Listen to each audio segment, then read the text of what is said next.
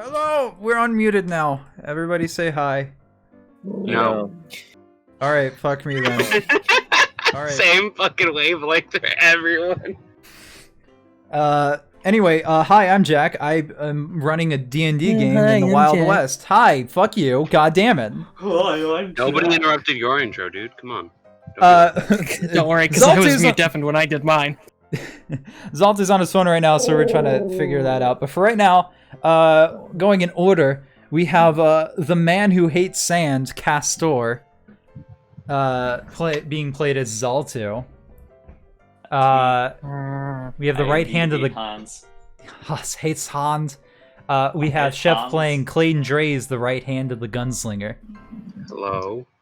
We have the devilish bard, Lucius. And last but not least, we have the Russian spellslinger, Simon Nikiforov, being played as Spooky. Hello. You got his last name right. First try, my guy. What do you... I've been practicing, okay? I've been yeah, it shows. I want to know that he wakes up and for 2 hours a day he just repeats the last name over and over. That's what I do. Again. That's part of my campaign prep. As soon as like 2 hours before we play, I just like Nikiforov. People are concerned. Slap yourself in the face. It's not good enough. Nikiforov. He goes method. He like moves to Russia. Technically, it is Nikiforov. Ooh, see? It's not good enough. It's not good enough. Maybe by next week. I'm gonna go and cry. That's what I'm gonna do. Just call him Simon Nick. Okay, whatever. What else is new? So, last session we had finally ended the first adventure of the party, the level 2 adventure, the Gnome's Gold, where Lucius and Clayton were hired by a Theodore Grognak, an orc inventor, who had hired them to find a gnome by the name of Draze that he worked with that stole a bunch of shit from him. The party managed to get it back, but not without pissing off a very prominent gang by the name of Spudder. They had learned some information from Lena, but after that they had moved on back to Wayfinder to find that Theodore was tied to a sign and beaten the shit out of. They learned that the Spudder gang in, the sect in Wayfinder had kind of tried to get some information out of him about the orb, but he was not really willing to give anything up. After that, they tied him to the sign and went to go fuck around with Lillian's bar, the Devil's Tail, the one that Lucius works at. The party event managed to elevate the situation quite a bit, but then de-escalate it just as fast. And at the end of it, Castor found a message stone on a Mr. Joel Twofingers, which had a direct line contact to the leader of the Spudder Dust Gang. And with a really pleasant conversation, Castor now knows that this man is coming, and his plans to basically kill the entire party, as far as one might be able to assume. But more importantly, it seems like they're looking for the orb that Clayton has. After that, there's like 2 weeks of downtime. We're gonna go ahead and describe what happened during those 2 weeks. To kind of kick off a few things, we'll go in a list of things. Castor went around shopping a little bit and tried to gain some information on the local crystal trade. He learned a little bit about how the magical crystals are transported, and that basically the government, by law, owns all the crystal mines. It's really just in a sense that they hire out these the services to mine up the crystals and bring them into strongholds in the various mining towns, which are then transported more east with armored convoys. Very small ones, as there's not very many people that can transport them, and it's very, you'll see like an armored convoy come in every like a few weeks or something. But Wayfinder's one of those prominent places where a lot of places come in the Wayfinder and then they head out east, so you'll see like a couple more than usual. On top of that, he also got a longsword, which is really nice. Lucius spent most of his time working. After the whole ordeal with with the Spudder Dust Gang, unfortunately, kind of left the Devil's Tail in a bit of disarray. So the first week was a little bit of a struggle to kind of get the place up and running. A lot of the proceeds that would normally be paid out to Lucius had to kind of go back into repairing the bar and getting all the blood cleaned up. However, the next week, things went back a little bit better. His tip jar was a tad bit more full, and ultimately the bar seems to be back up and running. Simon, I think, is just kind of researching spells at the moment, right? Yeah, practicing new things. Yeah. And to kind of cap this off, Clayton has been doing some pretty interesting things. The first thing I want to make note of is that they got an adamant chain shirt last session, and adamantine chain mail. Unfortunately, no one in the party can actually use it. So you spent quite a lot of resources and going down various lines of inquiry, and eventually you've managed to find a dwarf that was willing to cut off the excess material, turning it into a chain shirt at the expense of keeping the excess material and also a little bit more gold. However, Clayton also went looking out for a very specialized item. One that took him a bit of time to kind of track down, as it's not necessarily something you would find just stocked on the shelves. Mostly only wizards and those with something to hide would hold such an item, a lead-lined bag. And he did manage to find one. Whoops. Oh. Whoops. Whoops. Again. He did manage to find one under the... and made a deal with a black market wizard, kind of with the idea in mind that you didn't get this from me, and I don't care why you have to use it. I don't care why you have it, just don't tell anybody you got it from me. So now he has that, and I'm pretty sure you put the orb in it, right? I did. I put the Orb of Mass Suggestion in there, and I had a little discussion with Simon, and that maybe he should be holding on to it. Does Simon agree to that? Well, the basis of that was somehow they found out I was holding on to this, so I'm gonna be the target, and I really don't want them to find out that I have it. I would rather it be on someone else. And right. Simon was pretty confident in his ability, so he just took it. Alright, then Simon, you can add both a lead-lined bag to your inventory as well as the Orb of Mass Suggestion. And Clay, it has all its charges still. Can I ask how big the bag is? So the Orb of Mass Suggestion is kind of like the size of a bowling ball. And the bag would be equally as big. Got it. Now with that out of the way, there's a few things that have been going on throughout the week as everybody leveled up.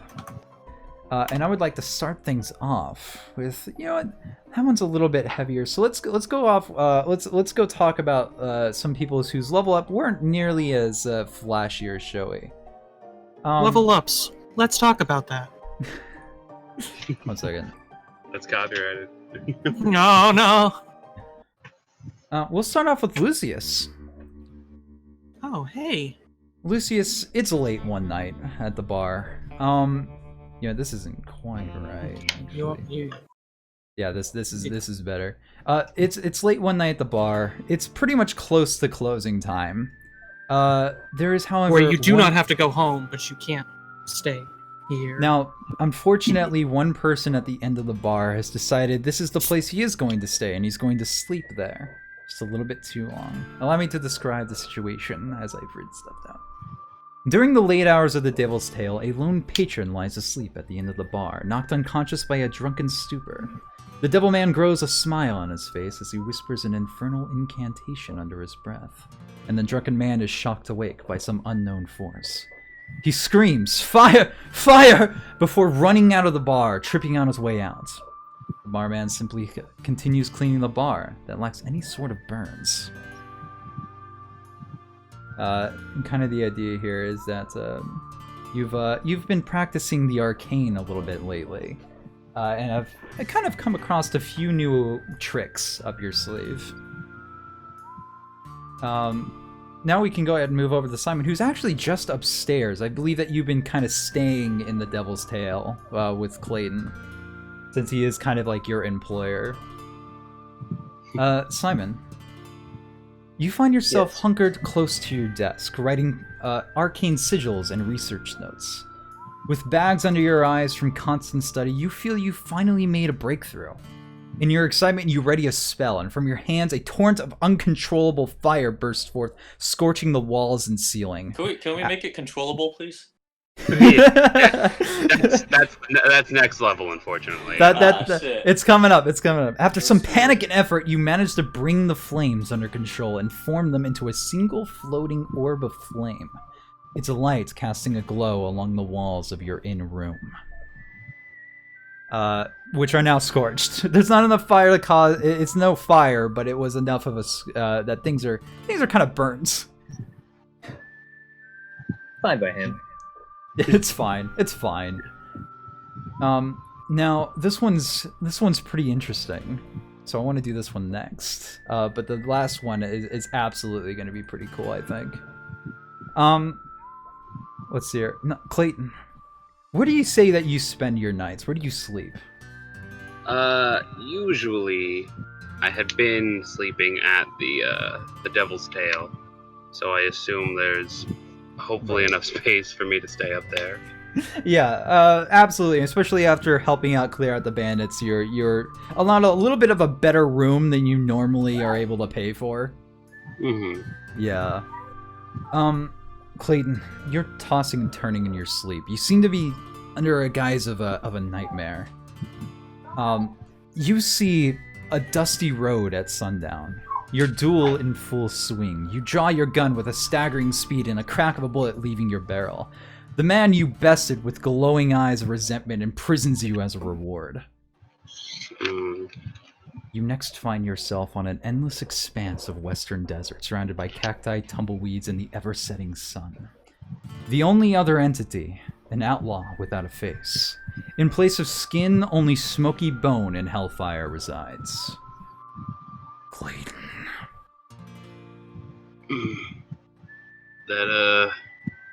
That you?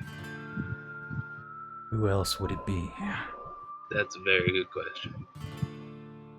Clayton, we made a deal. I know we did, and I'm working on it. You could have tracked that man down. He got away. You see kind of like the flames intensify around him. As he does approach you closer, and he eventually, in a flash, you see that he's already gripped your hand. The one with the tendrils of burns, as they slowly encroach on your skin, burning you intensely. And he says, maybe this will make it easier. And you feel yourself empowered with the flames intensifying on your skin. More power has been granted to you by your entity. As he simply screams, "Free me!" as you burst awake. Duh. You go to reach for your gun, but realize that it's no longer there.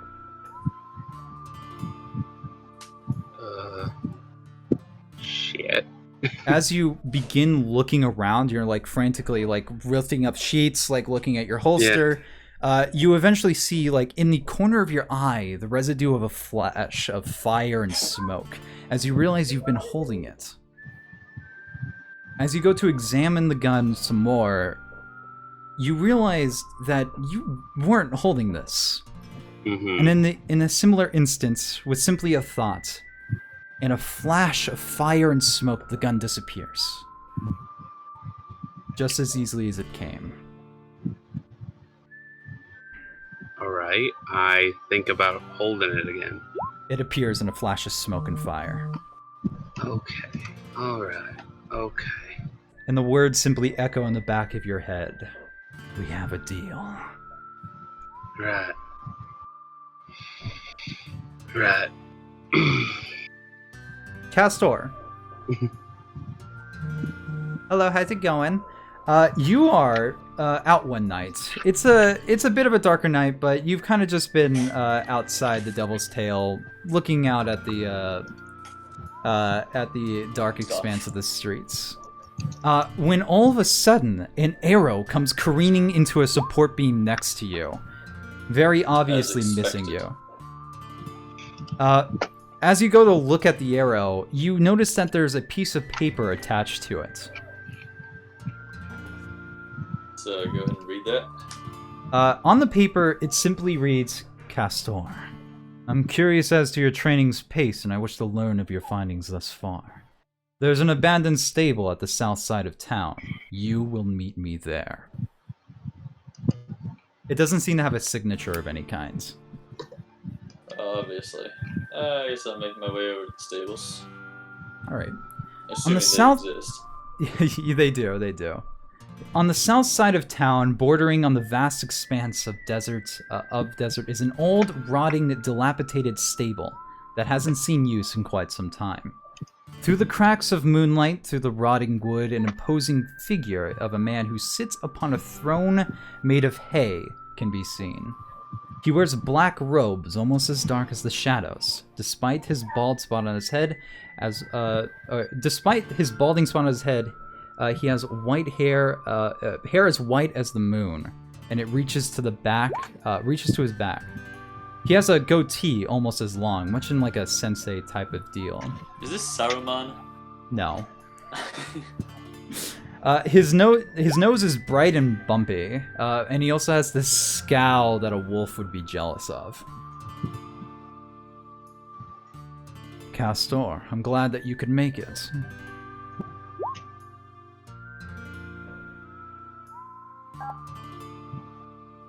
Did you hear me?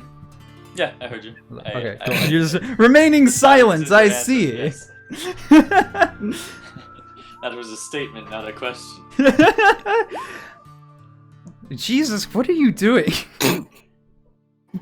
He's trying to get Branion to fix his fucking health on D&D Beyond. Well, that was the first message. The second one was a test, and it failed.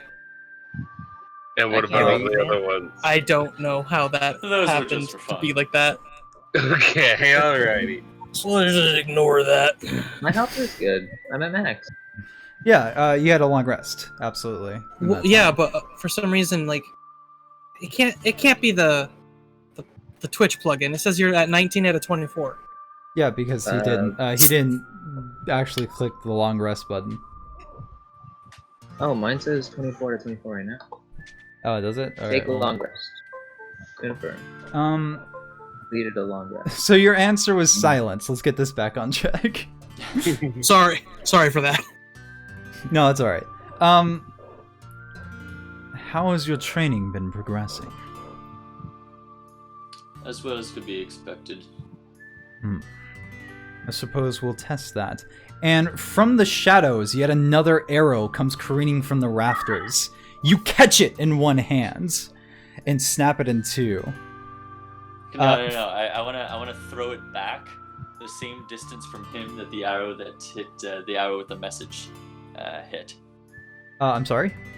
I want to throw it back a few feet away from his head, just like the arrow with the message.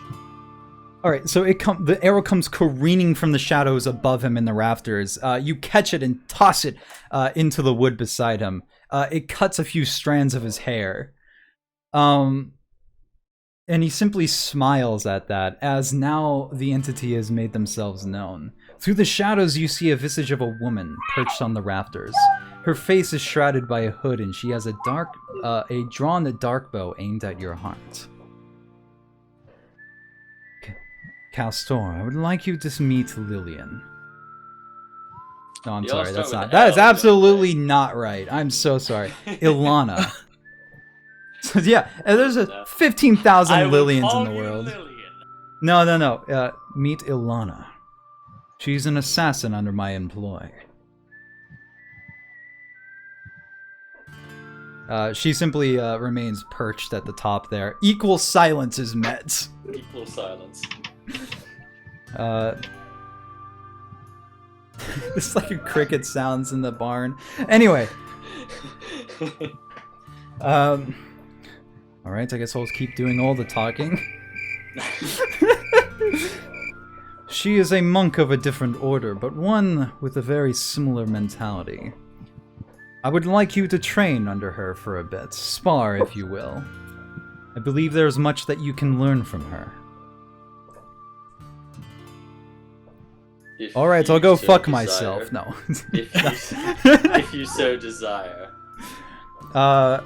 Right, and in that moment, she comes crashing down at you with a dagger, of which you manage to catch with your sword. And with a flurry of blows, you each manage to catch each other with blows, kicking underneath each other, catching yourselves on the ground, spinning up in like various flurry of kicks, blows, stabs. She gains some distance and launches arrows at you, of which you catch and throw on the ground. Some throw back at her, which she only catches herself and tosses to the side. Is this like an infinite Genji reflect? We're just gonna it's throw the arrows back and forth at each other forever? Not entirely. Unfortunately, you only get one reaction to throw things. Shit, you're right. Yeah. However, this continues for some times as you found yourself with scratches and bruises, herself the same. As Tenzin calls, that is enough. I appreciate how far you've come in your time away from me. It seems you've picked up a few tricks. It seems you've picked up a few aids. Oh, dude, got him. She can flurry of blow me any day. There are many others under my employ. God damn it. Well, like, yes. I'm just saying. Listen, there aren't contraceptives yet. I don't know what to... No, I picked up many others under my banner.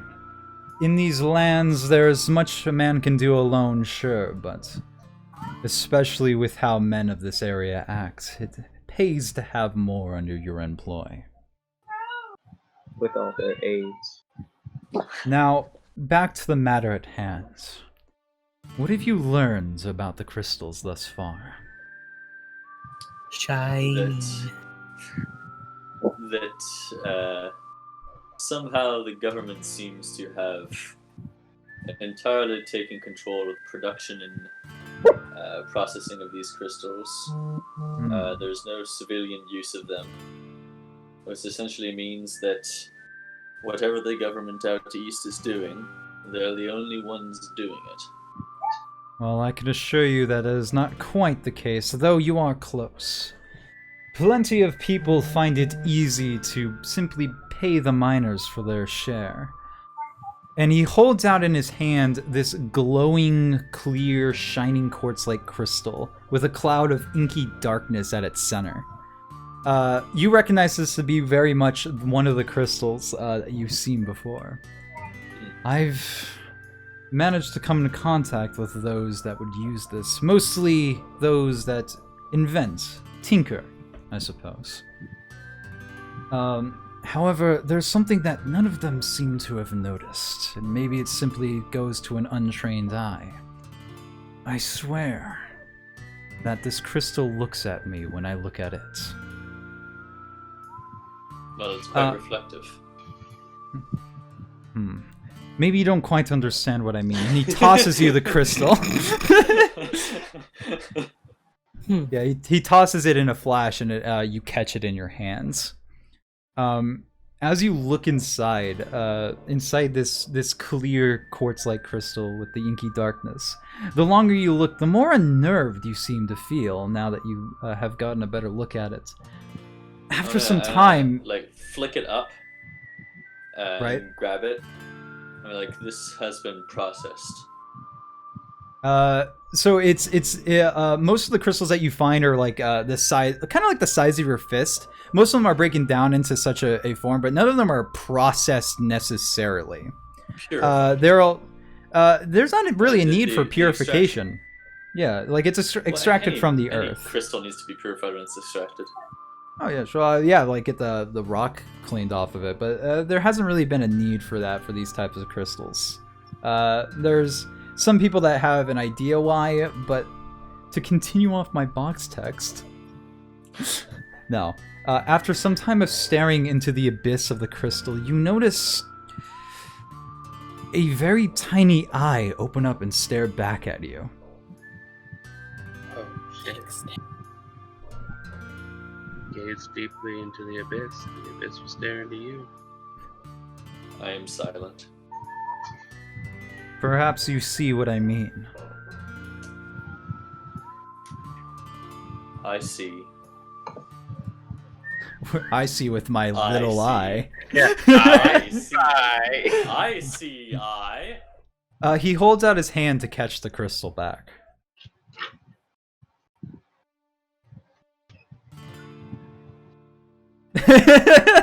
Just hold on to it. I don't know. I'm gonna look at him for a few seconds before tossing it back. Alright. He simply seems expecting. No, I toss it back eventually. Alright. He catches it. He pockets it afterwards, and he simply says, I would like you to look more into this. There's something that unnerves me about this whole ordeal that nobody else seems to be seeing. At your own pace, though. I don't feel like this is something that will come up soon. But it never hurts to be prepared. After that, he calls Illian, Ilana. I'm so sorry. He calls Ilana over. Illian, Lillian, or Alana? No, it's Ilana. Changed names every No, it's Ilana. He calls Ilana, and she climbs back onto the scaffolding and hides in the darkness. After that, he says, I would like you to continue your training as well. Whatever you seem to be doing lately seems to be working out. Continue as you were. And if you learn more, I'll be in contact. Of course. After that, Tenzin leaves out the front. You notice a lack of presence from the rafters, so you can assume that Ilana also left. The vibe shifts, so you can guess about as good as you're gonna get. You vibe check. There isn't a vibe here. You can leave. I'm gonna go chill out on the throne of hay for a little while. Absolutely. And as such, whispers the ancient incantation: "Move your feet, lose your seat." So that kind of concludes our 2-week period of downtime and leveling up. How'd you guys all like that? You guys got your shit. You guys got leveled up. All various mysteries about. I everything. didn't mind it except for the cleaning the bar part. That was a pain in the ass. Oh, but yeah. I think the people that liked it less were definitely the bar patrons that decided to get drunk and try to fall asleep at my bar. Yeah. Imagine Isn't it great? getting drunk at a bar. What the hell? Imagine getting drunk at the bar and fall staying asleep. there. Yeah, and staying there. Come on, man. What the fuck? Alright, so let's go ahead and continue on to our next adventure. 1 second. There's some music. Our next adventure. As the sun rises on this next new day, various people go about their business throughout the town. All of you seem to have taken care of your own situations. Castor, you're walking about in the streets. Clayton and Simon, you're discussing who's to hold on to the orb and eventually pass it off to Simon. Lucius, you are manning the bar as always. Patrons, hold on 1 second. Your patrons seem to be in merriment as the bar seems to have regained some normalcy. The piano man plays his tunes, the patrons take their drinks. Various people seem to be in joy as this town has kind of had a lack of a bandit problem lately. Shocking! However, let me go ahead. Alright. However, insert smash song or thing here. A new challenger approaches. a new challenger approaches, exactly. During the busy hours of the Devil's Tail, a hulking man kicks open the saloon doors, knocking one loose from its hinges. Black scales cover this outlaw's skin. His face, with a protruding snout and horns, pop through the top of his hat. Clenching a shotgun in one of his hands, he makes his way into the saloon, followed shortly after by a large coyote that stands almost as large as the man. and 10 bandits with guns and swords make their way into the gallery, pushing patrons out of their seats and eating their food. The hulking black... Yeah, Clayton's not there. Very important. Okay. Only Lucius is in the scene right now. What's here? Back off, fools. Main character here. Yeah. The hulking black-scaled man sits down at the bar in front of you and places his still-clenched shotgun on the table. And this is kind of actually a deal where we switch off to this. I had a question, and actually, by the way, hello. About my ability. Yeah? How the fuck is it possible to catch a shotgun shot? Yeah. Very dexterously. Anyway. You just do it like Neo in the Matrix. Yeah. You hold up your hand and they'll stop. Yeah, so... just swipe your hand and just catch a handful and then just yuck them back. Yeah, we're good. The man kind of rearranges himself as he pulls out a poster out of his back pocket and unfurls it and slams it on the counter in front of you, Lucius. Your face is plastered on it with the words "Wanted, dead or alive." 500 gold. Lucius. I'm glad I could finally meet the acquaintance of the famous barman. I wouldn't go so far as famous. What do you need? As I turn around and see the poster. You see what appears to be some sort of dragonborn man with black scales. He looks up, holding his shotgun still clenched, and the dire coyote standing behind him, kind of sitting down now with his front legs still outstretched. He simply says, "I'm here looking for a man, and last I heard from a little gnome fella, you are the man to ask." Never let him live. Rule number 1. So who you been looking for? Don't play stupid, Lucius. You know exactly who I'm looking for. Is it me? The paper certainly kind of looks like me. I'm not playing stupid. Are you gonna ask me where I am? I'm right here. He just like gets that look on his face and just like pinches the bridge of his nose. Clayton Draze. A little bit of steam. Just a little bit of steam coming from his ears. Like, God fucking damn it. Walked right into that one. Ah. I'm looking for Clayton Draze. Oh. See, thing is, he robbed the train my boys were robbing, and he stole something from me that honestly does not deserve to be in his hands. He took my AIDS. And I want it back. Ripped it right out underneath me. That was mine. No. It's he took my lemons. No. Where the fuck Castor is my orb?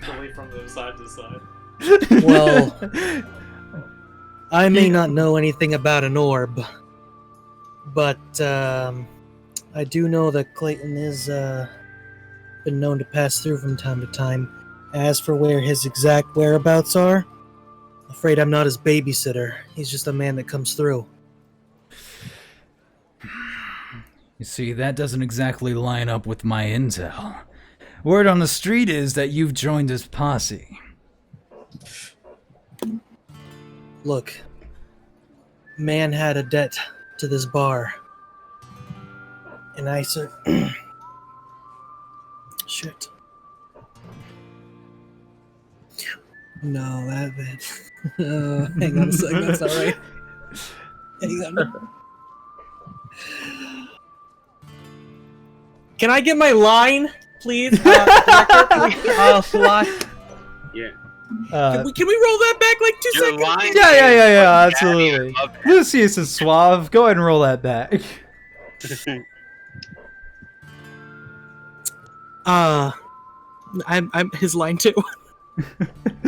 He's just I like, forgot where it was. Just take it from the top.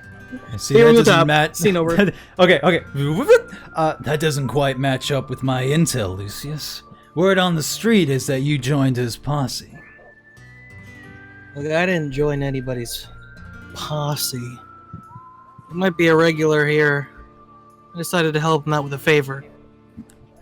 My intel says that whatever he took, your boys certainly weren't the ones that's supposed to have it.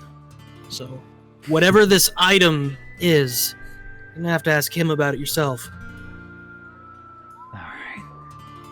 He gets up for a moment and just takes a shotgun. There seems to be some patrons in the back that are making a bit too much noise based on the current events.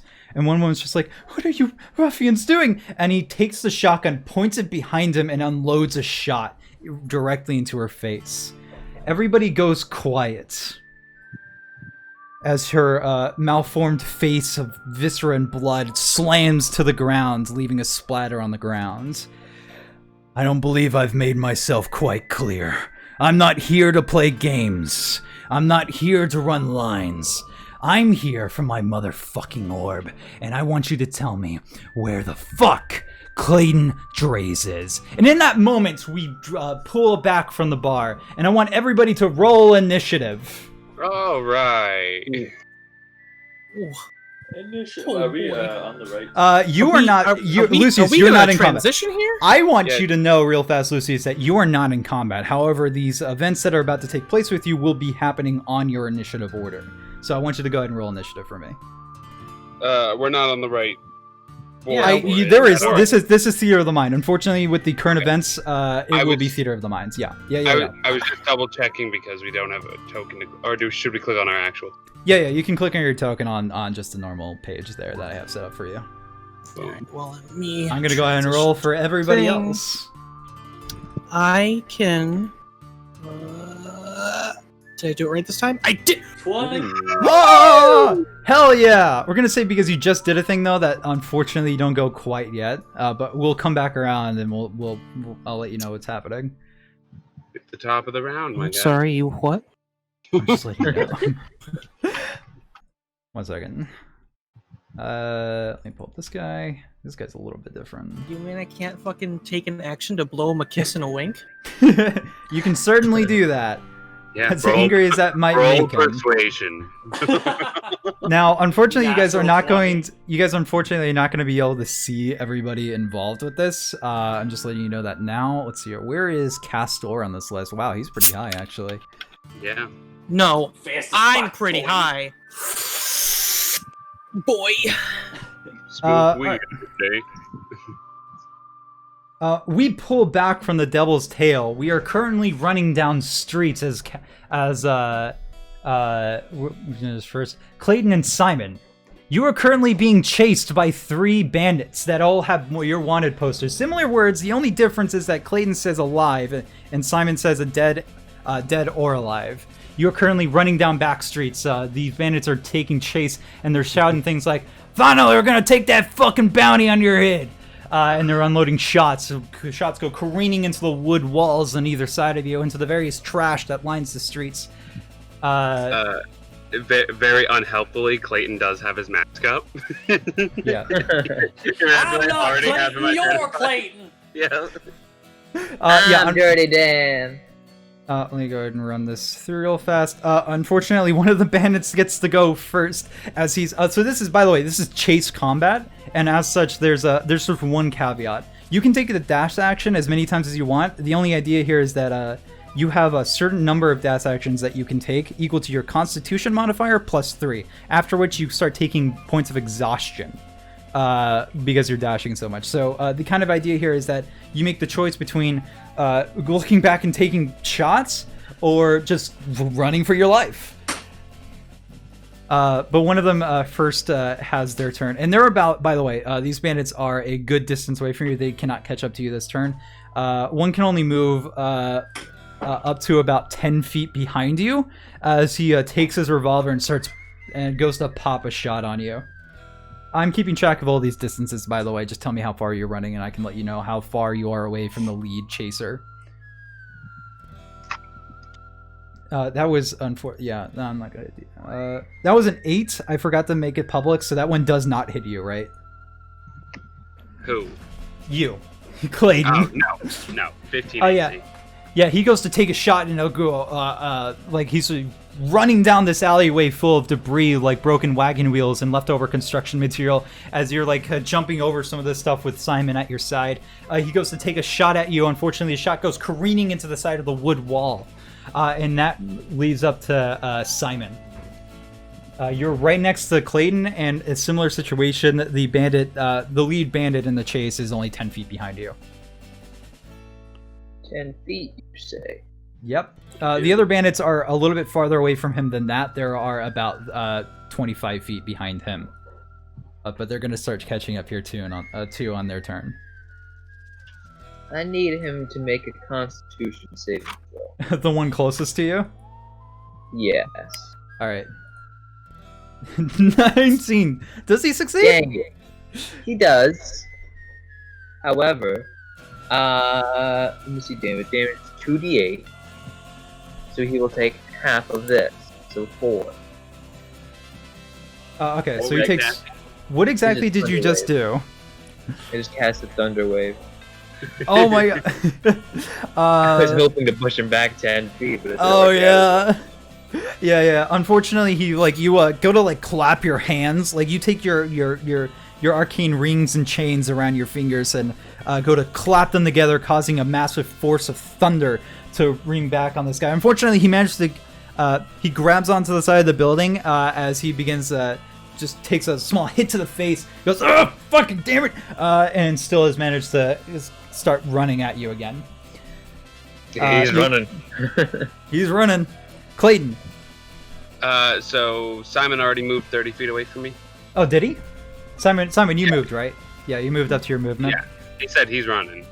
Yeah. Okay, that's what you meant. Yeah, so he's now taking the lead. He's in front of you. Do I see the other two bandits? Oh, absolutely. All right, I'm gonna pull out the gunslinger's piece. I'm gonna aim it down the alleyway ish and just say, "You don't want to do this." And I'm gonna cast Cause Fear at 2nd level, which means I can target the other two bandits. Oh, sick. Is there a range on that? 60 feet. Oh, absolutely. You can get all 3 of them. So go ahead. Target 2 people. Oh, you can only target 2? Okay, do you want to target the one closer to the 2 that are closest to you then? I'm gonna target the 2 that aren't the lead, because I feel like... Oh, the 2 that aren't the lead. Okay, yeah. You can definitely do that. So the ones that are in the back.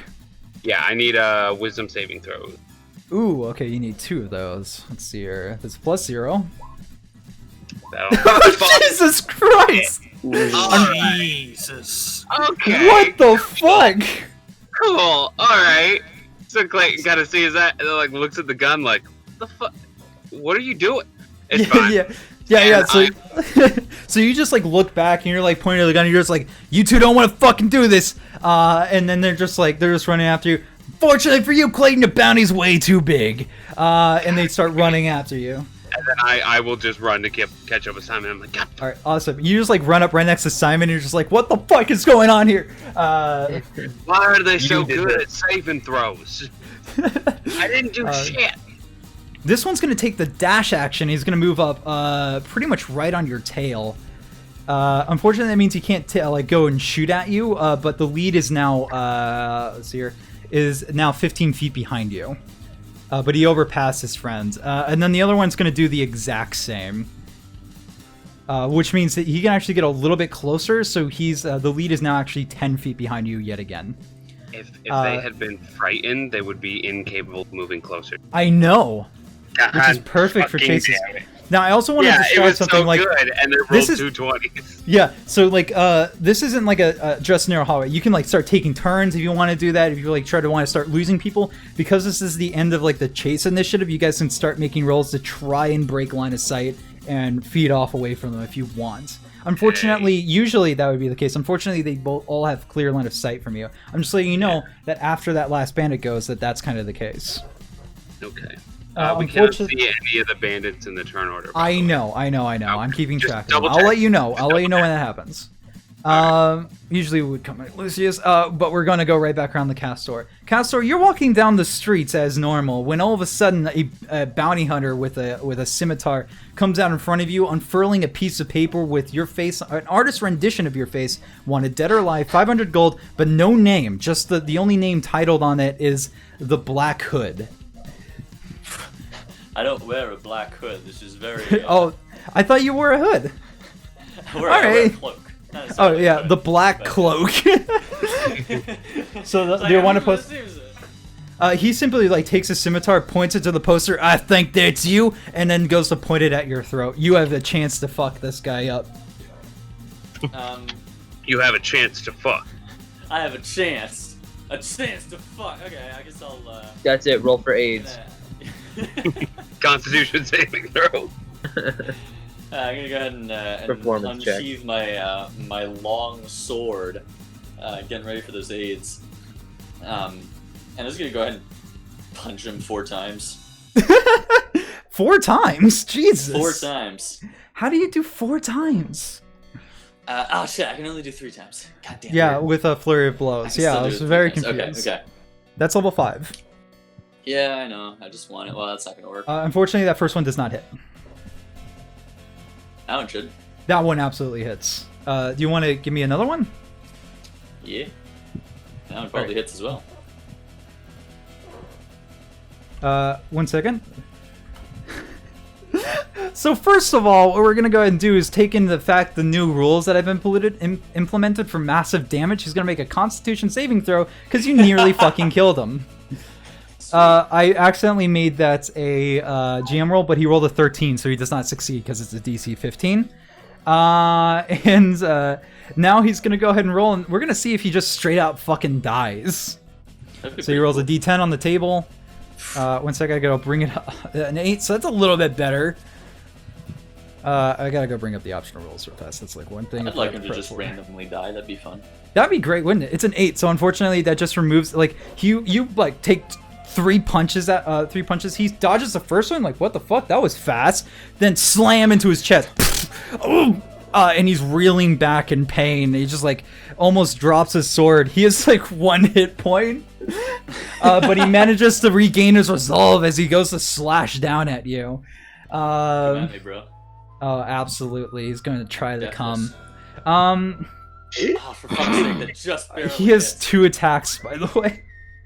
Oh no! I'm so sorry. All right, so the first attack hits for 8 piercing damage with his as he like takes his scimitar and goes to slash at you. Oh, sorry, slashing damage. My bad. And then an extra 7 plus 6. Are you okay? 21. I think you have more health than 21. I'm more health than 21, yeah. Does that second attack do more than... Yeah, but does that second attack do half your damage? Wait, I'm at 7. Oh. Oh, no. Okay, so does the 7 plus 6 do half your damage, half your health and damage, or are you good? What's just that? the 7 plus 6? Just the 7 plus 6, because it's attack 13. by attack. 13, no. Okay, good. Then half my health is 14. Okay. Hey. So he goes to slash at you, and he gets like 2 really good slashes as he like slashes your side, and blood gurts out of it. But you've taken hits before. You were unfazed by this. It still hurts like a bitch, though. You're just more able to handle the pain. And he goes like take another slash, and he slashes up at your shoulder, spilling more blood on the sands. Unfortunately, that's all he can do. Is he's basically on death's door. You were so close. 1 second. Alright, we're gonna go ahead and loop back around to Lucius in the bar. What is your response to his aggravation? Now, you don't have to respond with combat. In fact, I would very much recommend that you don't. Are you sure? I want to hug the shotgun. Alright. Specifically, the bullets that come out of the shotgun to my chest. Or yeah, just... preferably to my face. Yeah, just... I want to be like that lady. Yeah. Oh no. Just remember that he does have he's like he simply put the shotgun down on the table, his hands still clenched on it, and just goes, where the fuck is Clayton Draze? Alright, listen. First of all, I need a little bit of patience. I'm gonna work with you here on this. You wanna know where he is? That's fine. Just know, like I said, I'm not his babysitter. I don't know where he is at the moment, but I did tell you, he is a regular here. So if you want to know where he is, all you gotta do is just wait here, and he'll show up. Is that right? Let's go ahead and fucking... he goes, like, sit down as he maliciously loads his shotgun and clinks it back up. The direwolf has gotten up and moved over to the corpse and is now starting to eat it. People are a little unnerved by that. As we I just kind of do like a... Like that, the hands, like to everybody sit down type of motion, like calm down, everybody. Yeah, you're keeping the peace. All right, if you want to, you can go ahead and give me a type of persuasion roll to try to like calm down the crowd. Type of persuasion. Persuasion roll, yes. Give me a persuasion roll. Because some of these guys are looking a little bit unnerved. Oh, you know what? Shit. You know what? That's enough. Some of them are just like, they're looking at you and they're just like, what's... Okay. And they all like sit down quietly. Like some of them on the ground because like the bandits had taken their seats and they're starting like eating their food. And you just kind of like give that nod out to everybody and like you look, your eyes go right back into this half dragon's eyes as we move back outside. Clayton, you're about to take a pot shot again. Actually, you know what? No, it's Simon this time. Yeah. He's gonna go ahead and move up his movement, so that's about... He's gonna, like, push past his friend here and, like, get the distance. The lead is still 10 feet. He's gonna go ahead and start shooting a revolver shot at Simon. Oh my god! That's Lead not is 10 good. feet, huh? Yeah, so he moves up right up next to you, and, like, he, like, trips and he drops his gun on the ground, and his friend just like kind of drops over him as he's just prone right now and needs to get back up a little bit later. Simon, that's your turn to act. Simon's going to immediately look at Clayton and be like, I am not this scared. Nah, honestly, these people are weird. Like, So the guy is still 10 feet away from you, right? Yeah, so the lead is still 10 feet on you. Like, the two guys were right next to each other, but because of that natural one guy just, like, tripped when he tried to push past his friend, and the friend just walked over him. So he's a little bit behind him right now. But there's still, like, a guy that's 10 feet from you. I am going to use a second level spell slot. All right. ooh. But they're all really clumped up together, by the way. They're all within 5 feet of each other. Yes. Yeah. What is that? Oh, That's no! Flaming Sphere. You remember Flaming Sphere. So, where are you putting it? Like right in the middle of all of them? 5 feet of each other, yeah. Now, here's the thing. It does damage based on people starting their turn there, right? Or people who have entered it, right? Any creature that ends its turn. Oh, that ends its turn. So that's going to take some finagling then. If you ram the sphere into a creature, that creature must make the saving throw against the sphere's damage. Okay, so you're ramming it into one of the creatures? Yeah. Just summon it above them and drop it on their head. I just imagine it's like a roadblock. It appears right in front of them and you just like hit it straight on. If you want to do that, go ahead, but that would mean like single target. Yeah, that's fine. I'll just aim for the lead then. Alright, so they need to make a dexterity 15 saving throw. Nope. 10 damage. So that's half his health. So he's gonna go ahead and make a con save. No! Nope. One last roll. Oh my god. So here's the thing. Here's what happens. You drop the flaming sphere like right in front of him like a roadblock, and it instantly impacts into him because he's running into it. At that point, like this chest is just like it catches like a physical object as the wind is knocked out of him. He's like, oof, and his flesh is burning as he drops to the ground unconscious. So you've successfully brought one person out of chase.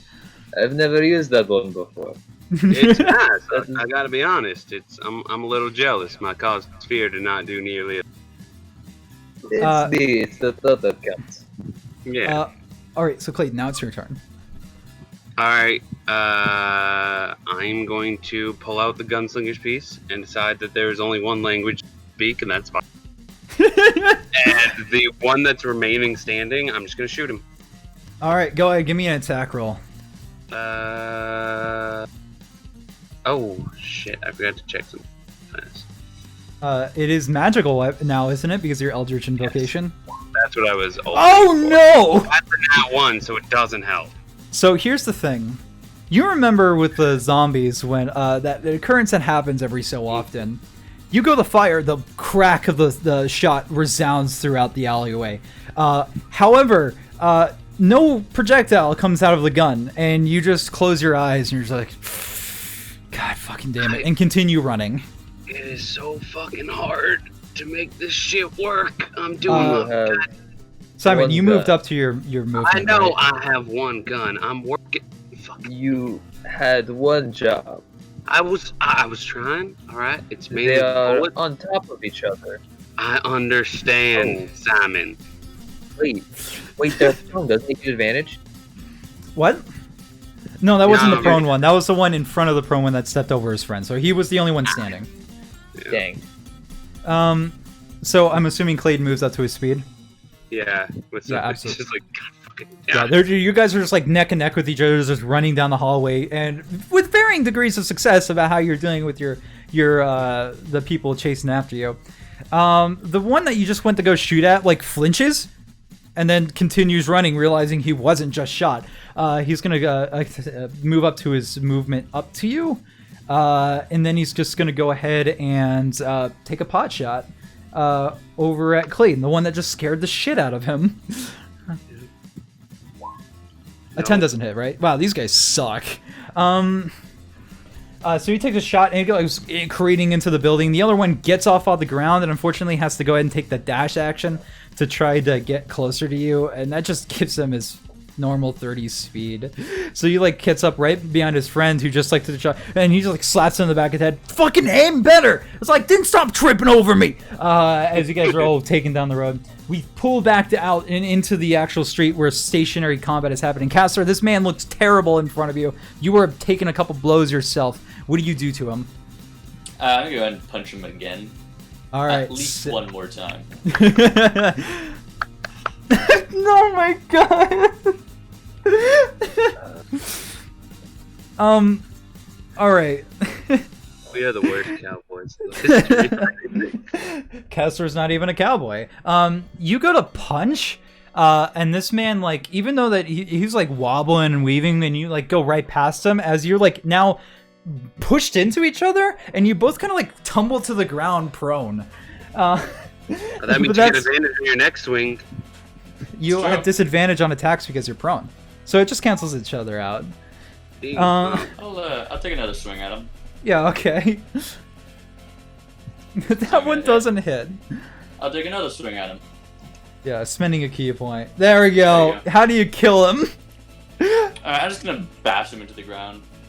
Okay, so you go like punch him, and unfortunately you go kind of wobble around each other because you're nursing wounds, but you like smash heads into each other, fall to the ground. You go to like slam at him, but he catches it with his arms, and then the next one you just kind of careen your other arm down on top of your already existing arm on top of him, and that smashes his face in with his nose broken. He instantly goes cold. You kill him, and you're currently just prone on the grounds. Sweet. I'm gonna use my movement to get up, and I'm gonna start making my way towards the sheriff's office. Okay.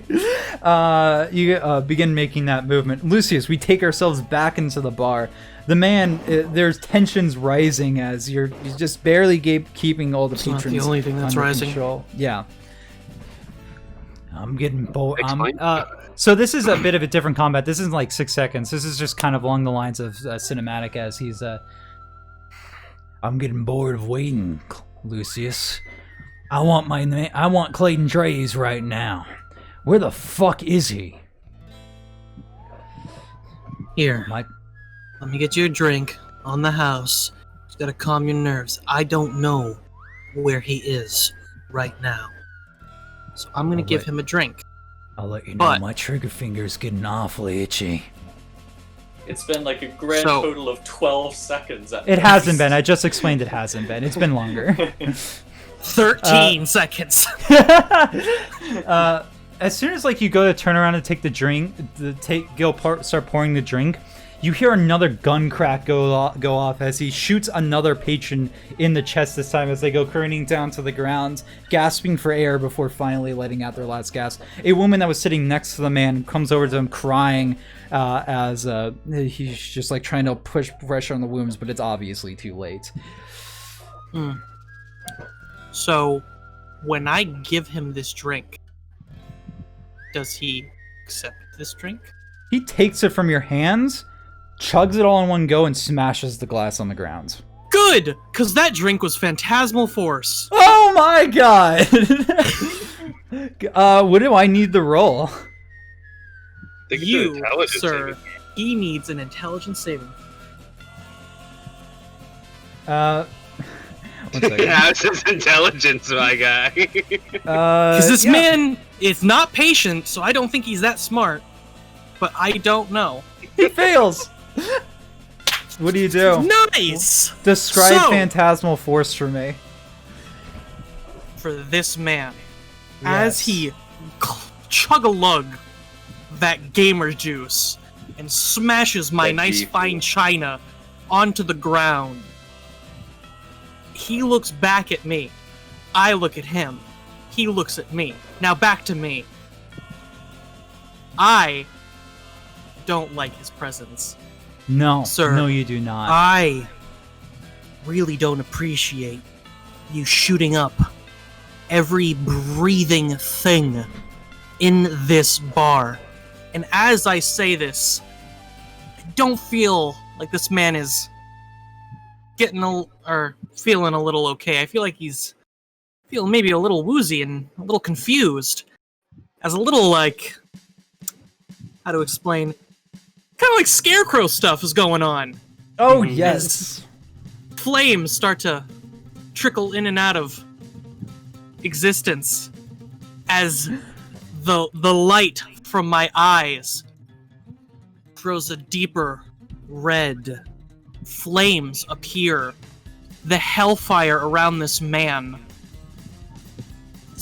like, it really seems hot in here.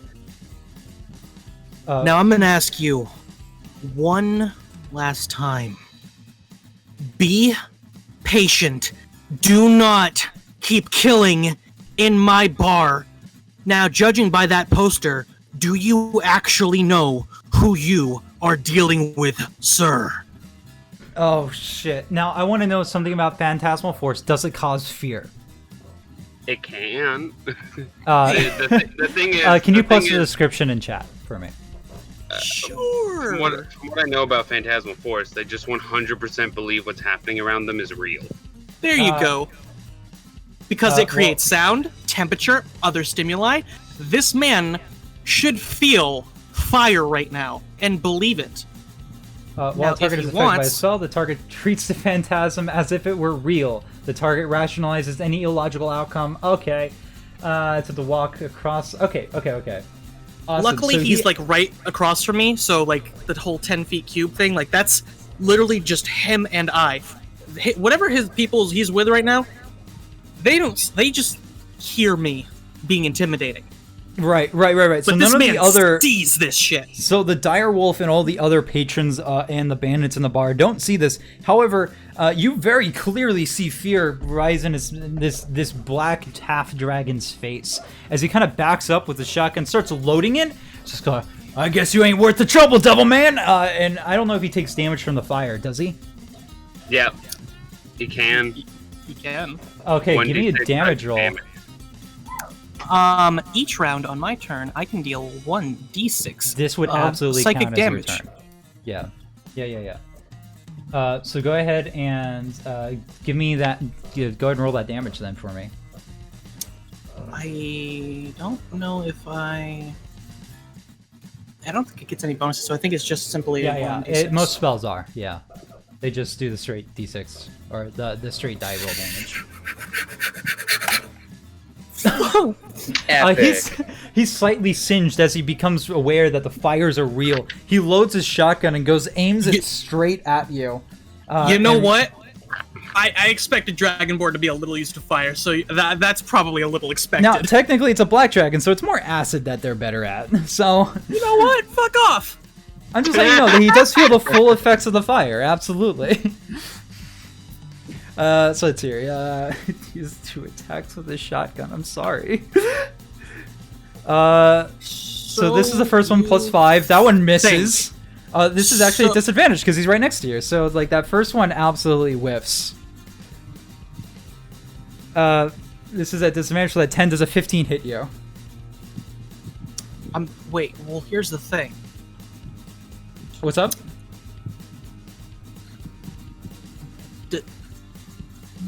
And I'm not. I want to argue this so much to be like, I'm not there. I know. I am the Phantasmal Force.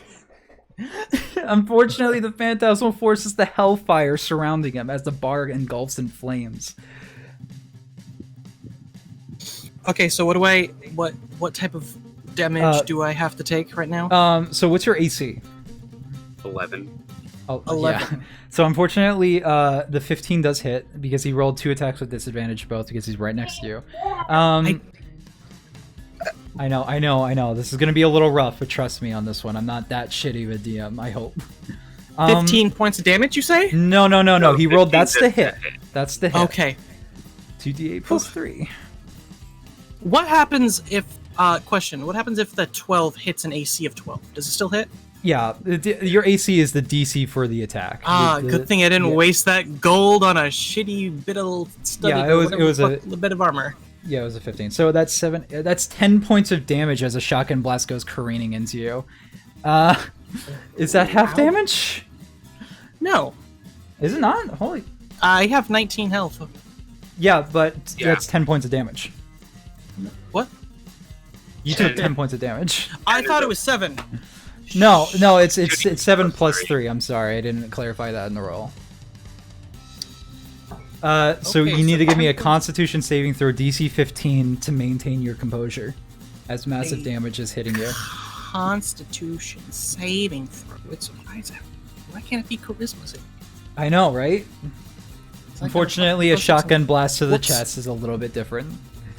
Let me. Where? Ooh, give me a D10 roll.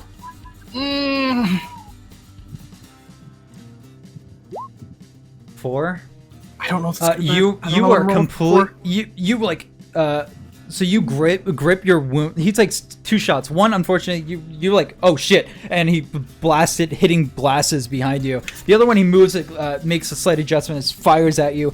Shots go careening into your chest, taking massive damage as you feel yourself stunned. You unfortunately have you cannot take an action until the end of your next turn. As per the 4 rule. So that happens, and now we're back at the alleyways. So you guys are taking twists and turns. By the way, if you wanted to try to lose your guys, you could have done it last time. I'm sorry, I forgot that bit. I know I said we keep track of it. So it's more like if you want to try to do that, it would just be like a stealth check. And we'll see if you've lost them. All right, I'll roll a stealth. This is at disadvantage because they have line of sight on you. Okay, rad. Yeah. I just realized this is both of you. That could have been differently if I did a thing. Yeah. This is like free at the end of our. No, I'm highly aware that I put you in a very bad situation, Lucius. Trust me, I didn't make it. It's okay, but what I'm saying is, if I was smart enough to remember a thing that I could have done, that could have been differently. 13. Big oof on my big brain part. All right, Simon as well. Yeah. Disadvantage.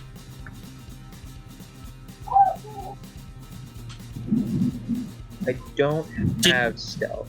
So it is only Then a- just roll dexterity. Oh no! Did anybody hear that through my mic? No, I think I heard something, but I'm not sure what it was. That was a huge bit of thunder. Oh shit! Oh, Yeah, damn. I thought somebody just dropped the container or something.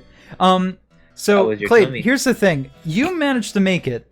Simon did not. How do you want to run that? I'm gonna hide like behind a thing, and I'm not gonna leave Simon behind. So if I see like they're still on him, then I'll come back out because you don't leave a man behind.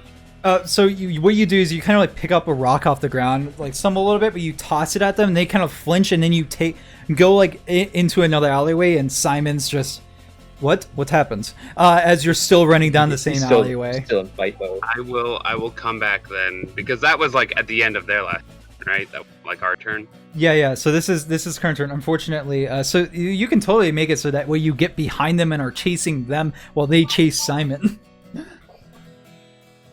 But one of them's gonna actually move up. It's like, God damn, where the fuck do you go? Moves up to Simon and goes for a tackle, because they can actually clear that now. So that's an athletics versus your athletics or acrobatics. Athletics. Do it, Simon. Be a strong man. Simon. Yeah. They're both a +1. I think I just do it. Yeah, just pick one. Oh, whoops. This is still at disadvantage. Oh my god! He is So just he- a wall. Not going down. So he just like, he goes like, oh fuck it, I'll just get this big guy. He still has a 500 gold bounty, and he like goes and like slams into the back of your back as you're looking for Clayton, and you just like feel like a light push on you as you're still running, and you look behind him, he's prone on the ground. So Simon, that's your turn. Love me, man. These guys are not good. These are very clearly the Spudder Dust Gang. Is he right behind me? He's right behind you because you're just like looking at it as you're like still trailing if you off. want a shocking grass. Yeah. Yeah, I think I just want to stalking grass. All right, do it with advantage. Advantage, shocking grass. 19. Oh, yeah, that hits. Roll damage. I can click that again, right? Yeah. All right, so you shock him as like you see him on the ground. You just like stop for a second, and then start running again. Insult to injury. Yeah, exactly. Clayton's your turn. I'm gonna come out from behind so that the other guy doesn't see me, Oh yeah. and Yeah. I'm gonna take a bullet shot. And from hidden, that's advantage, right? Yeah. Rad. Let's try this again. Oh. 20. It's not natural. Now, real fast. Your gun is jams. Is this an Eldritch Blast? Oh. Ooh. Yeah, I'll Eldritch Blast if I can. Yeah, do that instead. That still hits. I think it's the would've same been a roll. 19, so Okay, it would have been. That still hits. Absolutely. So that's like a 7 points of damage. all right, so you look back and you like you get out of your hidey hole. These eldritch flames burst on your gun as the barrel heats up, and you, as an eldritch blast goes knocking into his shoulder, like you hear a crack. That's very unsettling. And he turns around, Clayton. Now at that point, I do say it does make a little bit of sound. Castor, as you're walking down the street, you look down an alleyway as you see that Clayton just shot a guy. I want to keep moving. Yeah. Okay. That's not new. Let's be real. So if you guys wanted to make this that like you guys stop, you can like make this not a chase anymore if you want at any point. I'm willing to just put them down. Yeah, sure. We're just gonna break them off here. All right. So But Clayton just looks to Castor and is just like does like the nod of like, how are you? G'day, cover. Yeah. all right. It's that bandit's turn as he goes to whip his head around, and goes to fire at you. Oh. Ooh. 8 piercing damage as he like turns around. As like his arm, he like shambles his. He's like only able to just barely keep it steady. He's like, bam! A shot goes careening through your shoulder. Mine, right? Yeah. Alright, cool. I think you're good with 8 damage, right? Yeah, I'm fine. Let's see here. So that was his turn, and that brings us back to the bar. Lucius, you're stunned in damage. You're just wheeling back. You're fuck shit as you like crash back into a couple bottles on the counter, and this phantasmal force still going. Actually, I need you to make me a Constitution saving throw to see whether or not the spell remains active because of concentration. Oh, it is concentration. Is it a concentration? Is Phantasmal Force concentration? Yeah, it is. Up to 1 minute. Yeah, okay. So that's just a roll you need to get me to see if it stays. It's DC 10. DC 10. Yeah, so you managed to maintain the force as he's still taking fire damage. So it's your turn, so he still takes the damage. Yep. You're just stunned, you can't really do anything If else. you want, you could hop behind the bar and make him think you're still standing there, and like that didn't even hurt. I don't entirely know. Fuck. He takes another. Man, it's so He takes used- another poison point of He damage. is so used to fire. Nice. And he This looks acid is down. bad, kids. He like he can take his a Constitution saving throw again, right? It's intelligence. Oh, He can- intelligence he saving can- throw. He can use his action, so he can't shoot me if he does this. All right. Oh, thank God. To investigate All right. my spell save DC. No, he has no idea what the fuck this is. He's just like, fucking hell, how do you bring hellfire out here? Bessie, get over here! And the dire wolf gets up from eating the corpse, blood dripping out it down its cheek, and it starts bounding across the bar and leaps that's over cute. it. At you. That's That's cute. cute. It's someone a little hungry. You got a little something right there around your It teeth. only has one attack, and it's a bite attack. And let's see, you're not quite next to him anymore, so it doesn't have advantage with attack tactics. That's it. Nope. It's 9 plus 5. Damn it. That Damn hits, it. right? What the hell? That's 2c6 plus 3. That's 11 So points of damage, right? So Lucius is out. Does it really do that much damage? Yes. Okay, You, but does it really? I have a thing, don't worry. So it bounds over the table, gripping at you, and like goes to claw at you, and you see it come over and just like slashes down at your face, leaving a scratch, bloody scratch as you go down to the ground, knocked over against yet more stuff, and you're just as your consciousness fades out, he just goes, "Oh, I guess that's where the fire came from. Bessie, get off him. We're gonna go find Clayton." As you hear the boots leave the bar, as you pass into unconsciousness with 0 HP. Running right back around. Let's see here. Simon, this bandit's right in front of you, so it's just gonna go ahead and try to take its dagger out and go to slash at you. I think he's gone right now, right? Let's do it. Simon. Simon? Yeah. Is he muted? He said he was going to be right back. So when he comes back, this bandit takes a knife out and goes to slash Simon. He deals 5 slashing damage on Simon. Castor, if you want to act, if you feel like you want to get involved in this, now's the time. Hell no! I'm actually All going right, to change you- direction though. Instead of going towards the sheriff's office, I'm going to make my way towards the chariot repo, whatever it's called, The cherry repo. the Federal Reserve. Okay, I guess. Just always willing to stay out of the adventure entirely. I mean, I only have 7. Is Castor not doing anything? Yeah, that's, You should have used your healing surge. yeah. You can. You have a healing surge even now. if I do, I got 1 key point left. Right, but you can at and least I get just only health. die. I would use your healing surge anyway. Yeah. Because I'd rather if some- boost my movement as much as possible. All right, then I guess you just start making your way to a completely unrelated spot, and you're out of Yes, combat. as far away from combat as possible. Okay, Simon is not here So we'll get back to. We'll say. No, I'm right here. Oh, okay. I came you back. took 5. You took 5 slashing damage as a dagger came on you. By the way. This bandit pulled a dagger on you. It is your turn though. Guys, I'm bloodied. No. Wizard, by the way. Yeah. He didn't mage armor either, so all these hits are definitely digging into him. Yeah. There's 2 guys left in front of us. That's pretty much the sake of combat right now is what's happening. How close are they to each other?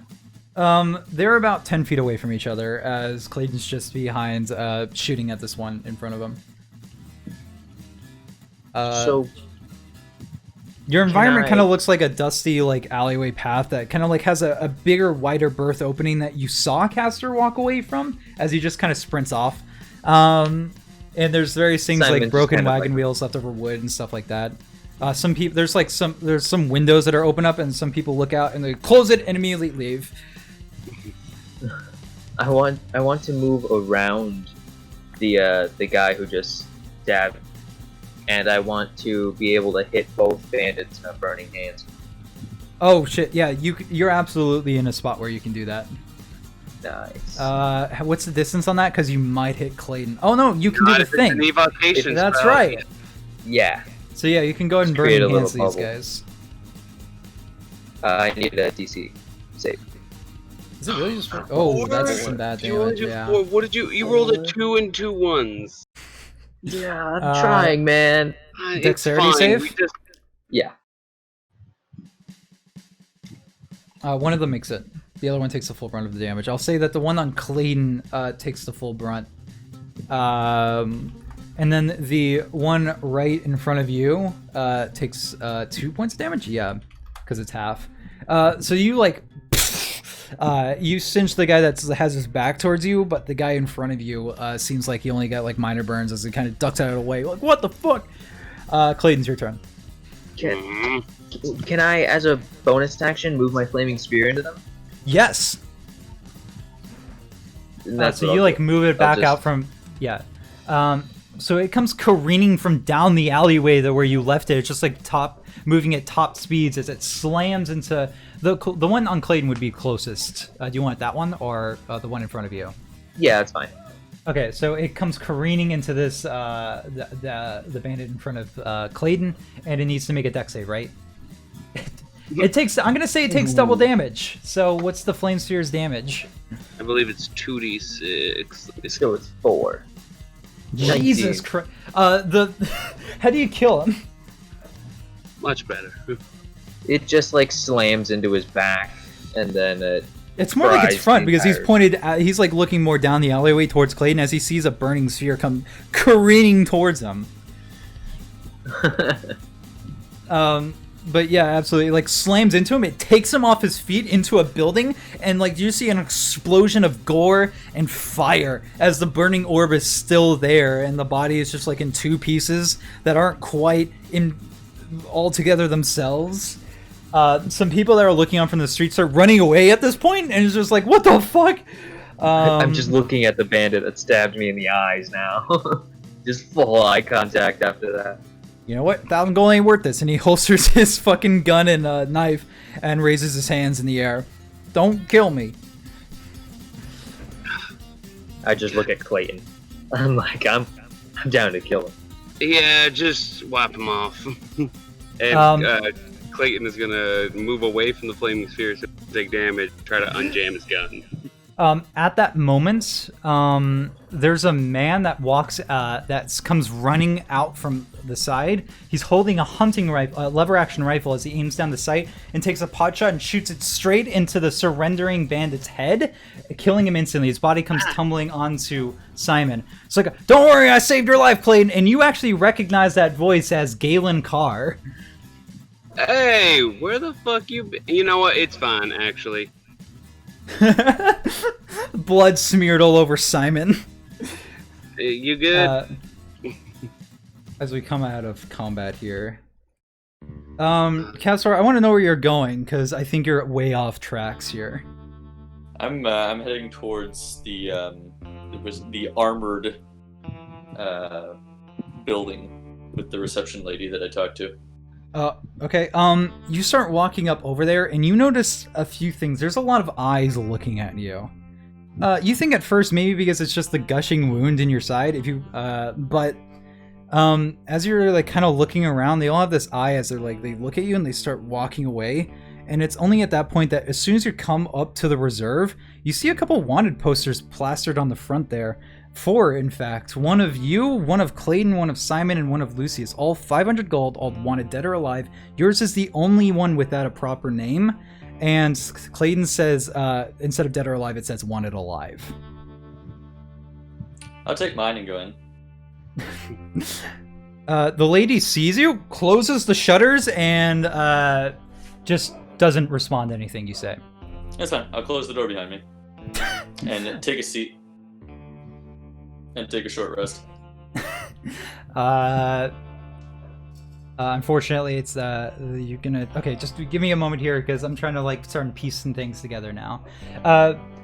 Galen walks up to you, Clayton, and Simon. Simon, I'm sure that you're just kind of pushing the body off of you now.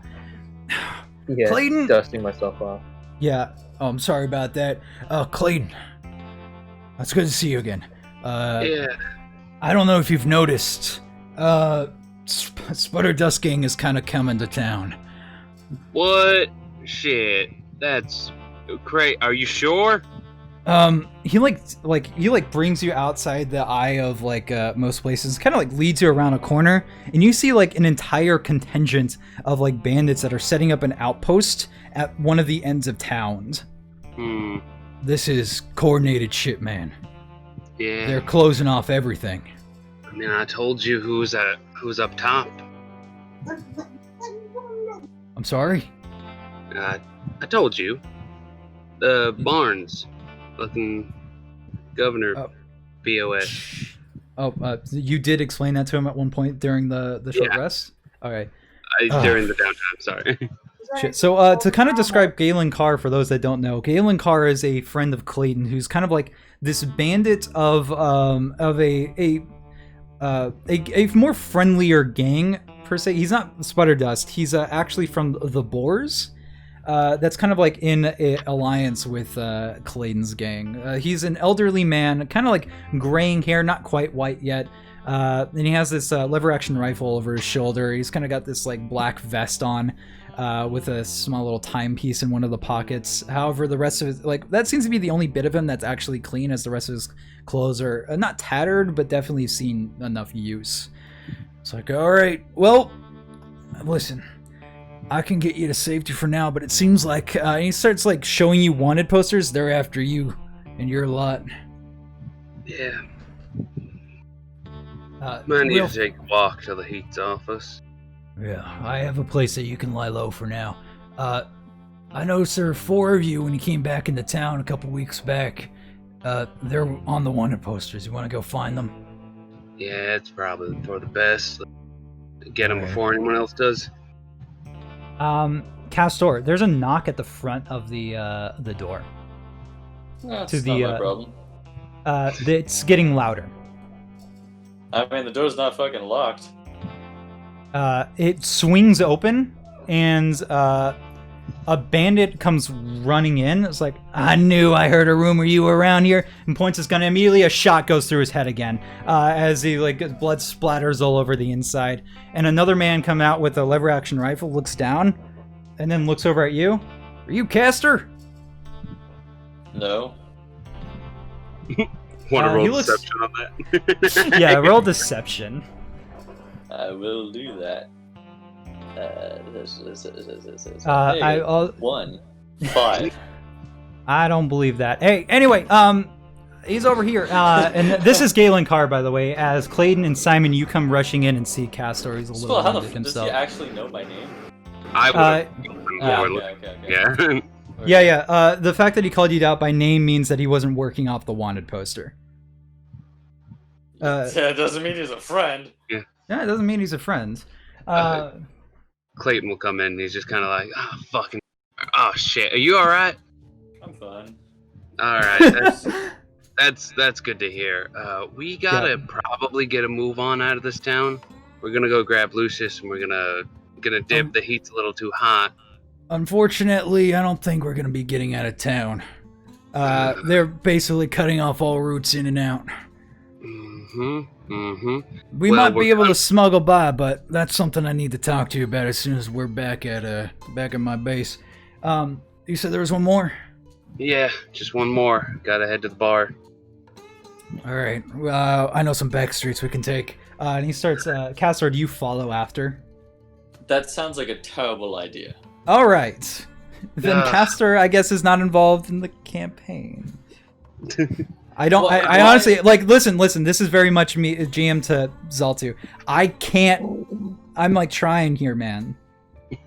I'm really trying here. Can we not walk through halfway across town? I'm saying he's doing. He says he's taking back streets. Yeah. How big is this town? It's fairly big. Big enough. Wayfinder is essentially like one of those, stereotypical like Western towns that started off as a street. Unfortunately, at some point, it just kind of exploded in all directions and creating mazes and streets and whatnot. I mean, we don't all have to go, but we do have to get Lucius and get to somewhere safe. Where's are we planning on taking the cart out?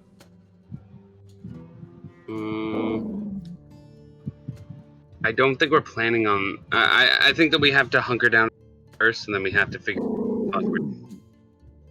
Who has the chicken in the background? It is my brother's dog. She likes to just growl.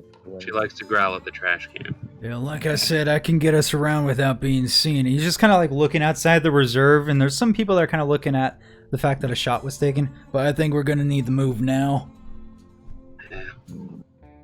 Time's of the essence. Let's stick to the roofs. Yeah, we'll work on that. You take the roofs, as Clayton is not comfortable with his ability to jump rooftop to rooftop. Castor, Castor is absolutely taking rooftops. He gets down for the spots where he can't do that, but he absolutely, like, at any given point, he's taking rooftops and following after the crowd. As you all eventually, from the vantage of the rooftop, I want to see which sides I can see. People seem to be more. A lot of people seem to.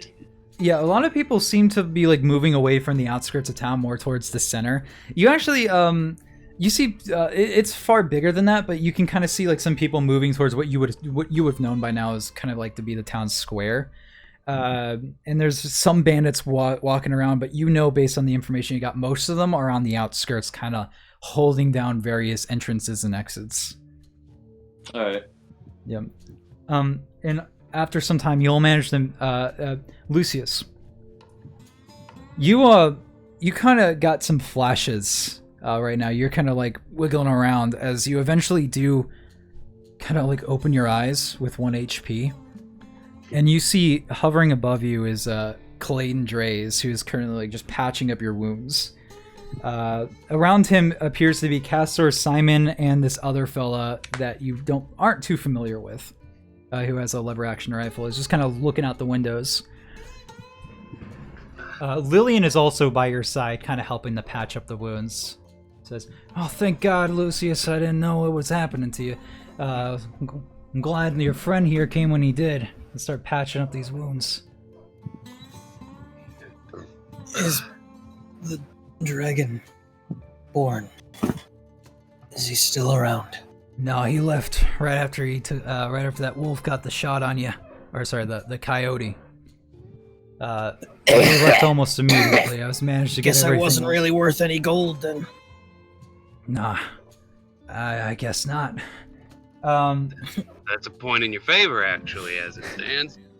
Actually, based on the posters, we can probably assume that however much gold we're worth, whatever they're looking for is worth far more. It certainly is. A lot of these posters seems to have like dates posted on them that they were issued rather recently. And if somebody wants to go ahead and make a check on them, they can go ahead and do that real fast, like an intelligence check, to kind of skim over them a little bit. Would that be our wizard? It's not enchantment. It's not magic. I know, but intelligence. Yeah. Yeah. Oh yeah, you have a natural. You have a passive investigation score of 20. So Simon, you just take one look at the. These are forgers. These have been forged. These are not, like, strictly speaking, actually meant to be taken into anybody. There's a couple telltale signs based on other wanted posters that you have seen, and these are absolutely not real. He just kind of chucks them, and he's like, "Fix." Fix. Well, then whoever made these fakes managed to post them on official government buildings without anyone noticing. That's because the governor runs the goddamn Spudder desk. So they might as well not be fakes. Then wouldn't they be real? Yeah. Yes. It's a little different law with the way that American government works. Good checks and balance. If you have a piece of tape, you can hang paper anywhere. Right. But the judges put out the proper wanted post. A governor putting shit like this up. What are judges? All right. So when you hurt somebody and you go to court, and he like waits to see if court like rings a bell with you. I can't say it does. All right. You know what? I can't get into our In my three-tier country, we judicial don't system. hurt people who don't deserve it. In our country, that's kind of our thing. In our country, we only hurt people who don't deserve it. Galen Carr is just kind of looking out the window and says, "All right, I think it's clear we can start moving now." All right. You good to move, Lucius? You are up on your feet. You're very bad off, but you are up on your feet. I think I need a drink before we go anywhere. You just like grab a bottle that hasn't smashed yet. I can make you your recipe. Go. You know what? I'm intrigued. Let's see what the man can do. Go ahead. I'm going to shamble my way onto a bar stool. He's going to just hop over the bar and be like, "I remember." Many of the patrons have kind of walked out. Vodka! since- 100%! Yeah, so like you guys pretty much have the bar to yourselves right now. However, you do know that it's probably not going to stay safe for long. I'm gonna head on. Oh, up I to know the that, second but floor. man, do I need to catch myself first. Yeah. I'm gonna head on up to the second floor. All right. Yeah. There's up on the second floor. There's just a wood floor. There is a second floor. There's a second floor. There's some rooms off to your right as soon as you come out that seem to be for guests to stay, and there's another room off into the corner that looks a little bit more inconvenient, probably more for staff or something along those lines. There's just also gonna a make sure they're railing all system that empty. you can see out over. Yeah, nobody's in I was them. gonna make sure they're all empty. Okay. Yeah, good. you look I'll inside, lean they on all the- seem to I'll be lean empty. on the railing so that I can hear any conversation that goes down below, but remain out Right. of sight. Right. Clayton will just sit there and pick the gun because it jammed. Yeah, you managed to, with some effort, pull the bullet out from inside the barrel as it kind of like just just grows back into place as it mends itself. All right, so what type of drink is this guy making me? Yeah, what is Simon I don't making? know. What kind of drink did you tell me to make? You said made, you'd make recipe. me. Yeah, you made him a drink one time, and that was you giving him the recipe. So I think he's trying to go off Recreate memory. that. Yeah. Oh, So you oh, can go ahead and give me a intelligence check with advantage. Oh, an intelligence check. Oh, how will I survive? Oh, with advantage. Oh, I don't know about this one, man. Because you have like You the rolled recipe 2 on ones hand. because you're being a dick. Yeah, you managed to make a really good Christ. replica. Yeah, it's basically you would be hard pressed to Alright. tell the difference between the two drinks. If Lucy's Alright. made one. so I'm gonna pick us up. Yep. Oh, hey, you actually did this pretty. This feel good, pretty justice. Yeah, some Good on ya. some liquid comes out of holes in your stomach. No. He just like the Fucking- cartoonish, the barrels just like.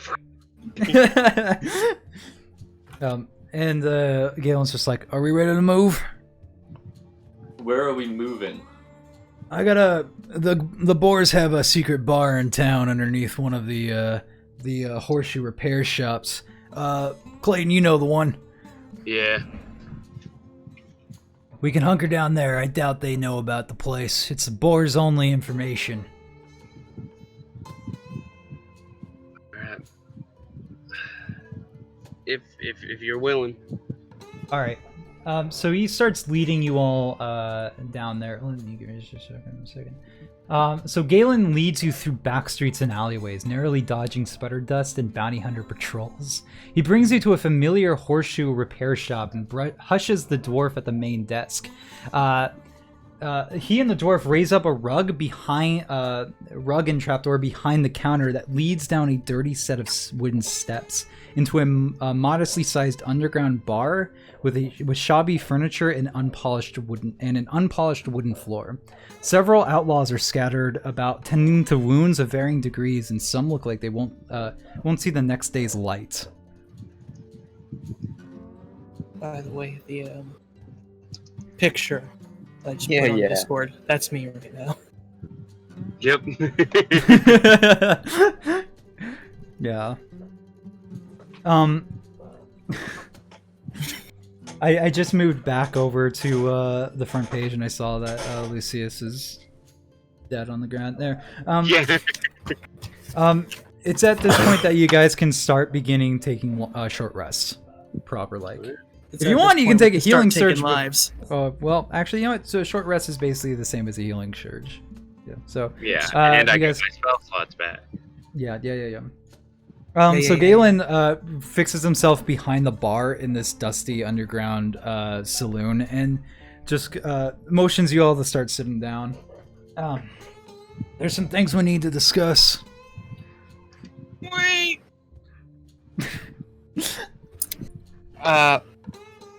This short rest. Yeah. Do you know how short rests work? I wanna. No. You can start. Yeah, you can start rolling. Yeah. Yeah. So a short rest is you can start healing up by using your hit dice.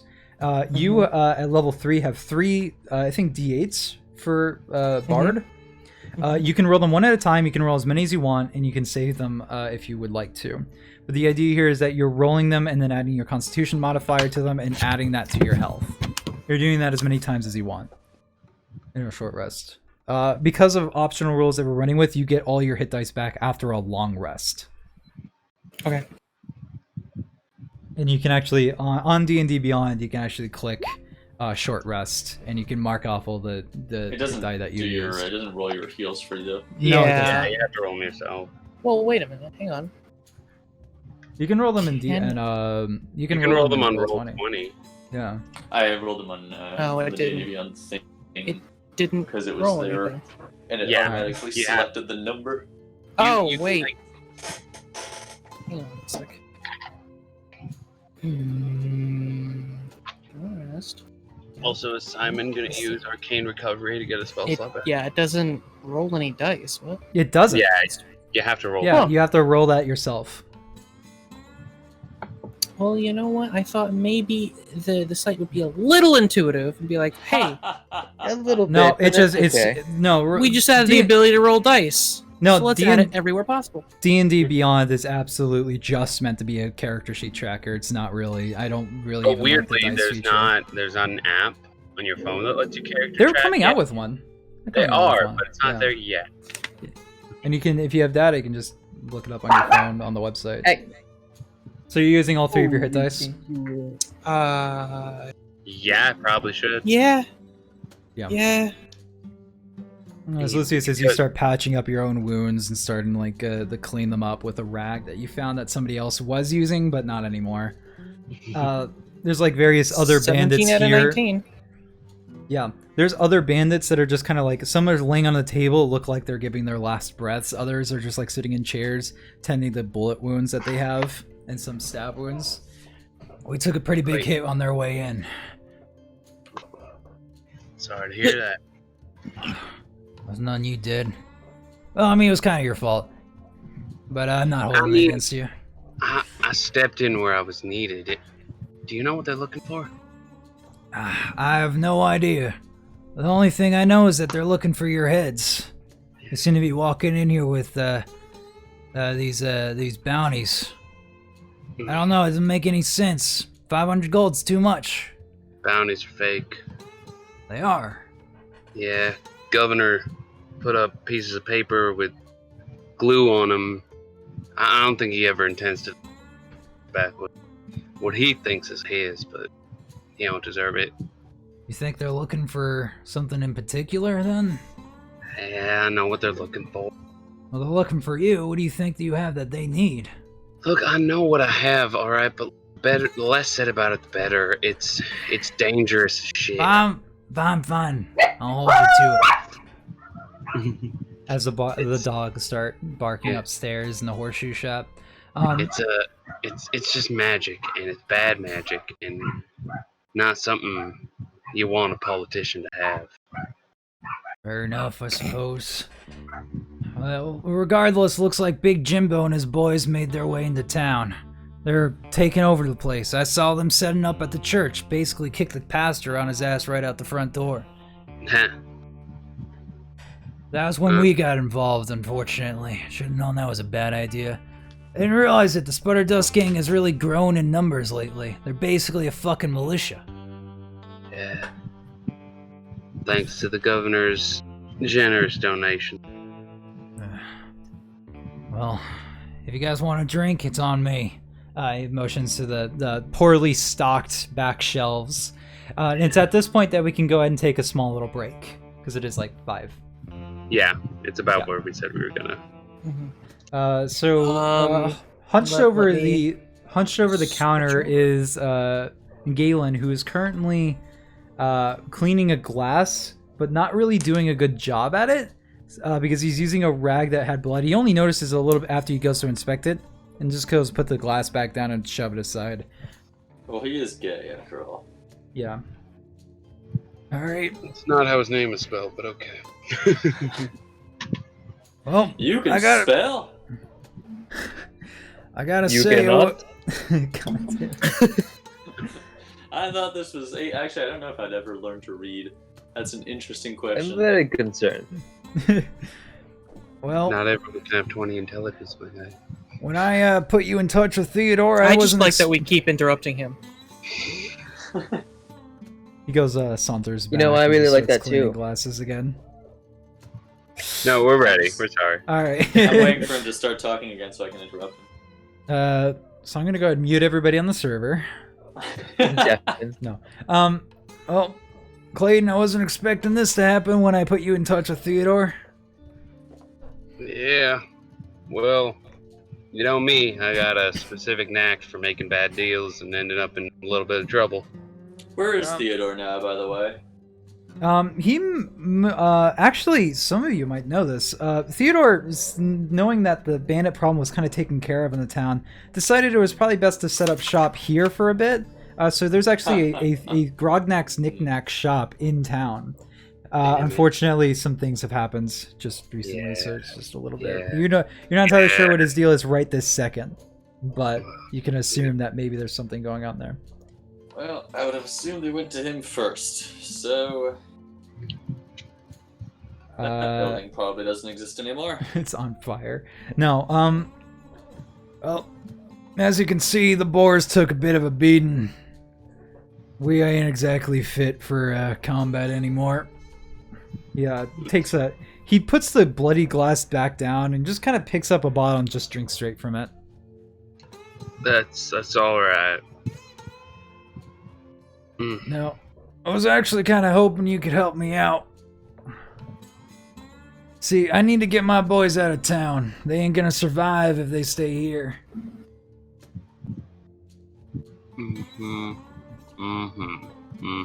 Makes sense. I'm hearing you.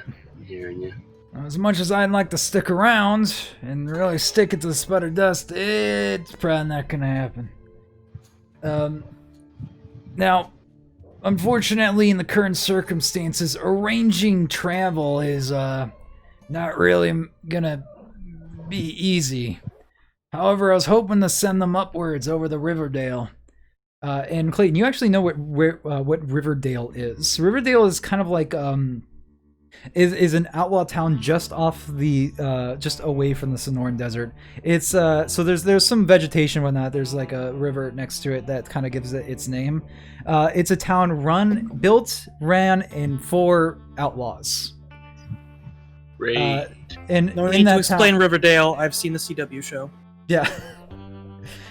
So kind of the deal is that it was kind of made under this code of honor question mark that a lot of bandit troops got together and like, this is one place of sanctuary we can all have to ourselves. And there's like an unwritten code that's just, you don't cause problems in Riverdale.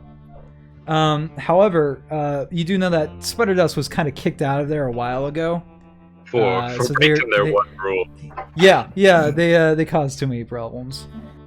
You know that it's kind of like almost like a place for various like almost emissary types of different like prominent outlaw groups kind of meet up, since it's such neutral territory. So you can assume that his idea is to send them up there to get help. So he actually says that it's like hoping the ones that can make it would get a council going, see if we can't figure out what to do about Spudder Dust. This is uncalled for. This is well beyond anything they've done before. Whatever they're searching for, they really want it. Yeah, they do. Now, boys, there was this dragonborn there in the bar that did that, all these holes to me. That'd be Jimbo. Well, Looks like Jimbo's going to the Shadow Realm. all I'm saying is that very impatient man just kept going on and on about finding Clayton. Specifically, he wants that sphere. Yeah. Whatever it is, whatever that does, I don't know if I want to be near it. But at the same time, just so fucking curious as to what it does. Simon, you like enlightening the group? It's an orb of mass suggestion. It's very, shaky. Shaky? It's a prototype. It's not meant to last. Why don't we use it on them to mass suggest them that they don't want to do this? I mean, that's an option. That's hard to do, and I don't care. Also, I don't know if we could get them all, and anyone we don't get is coming for us 10 times harder.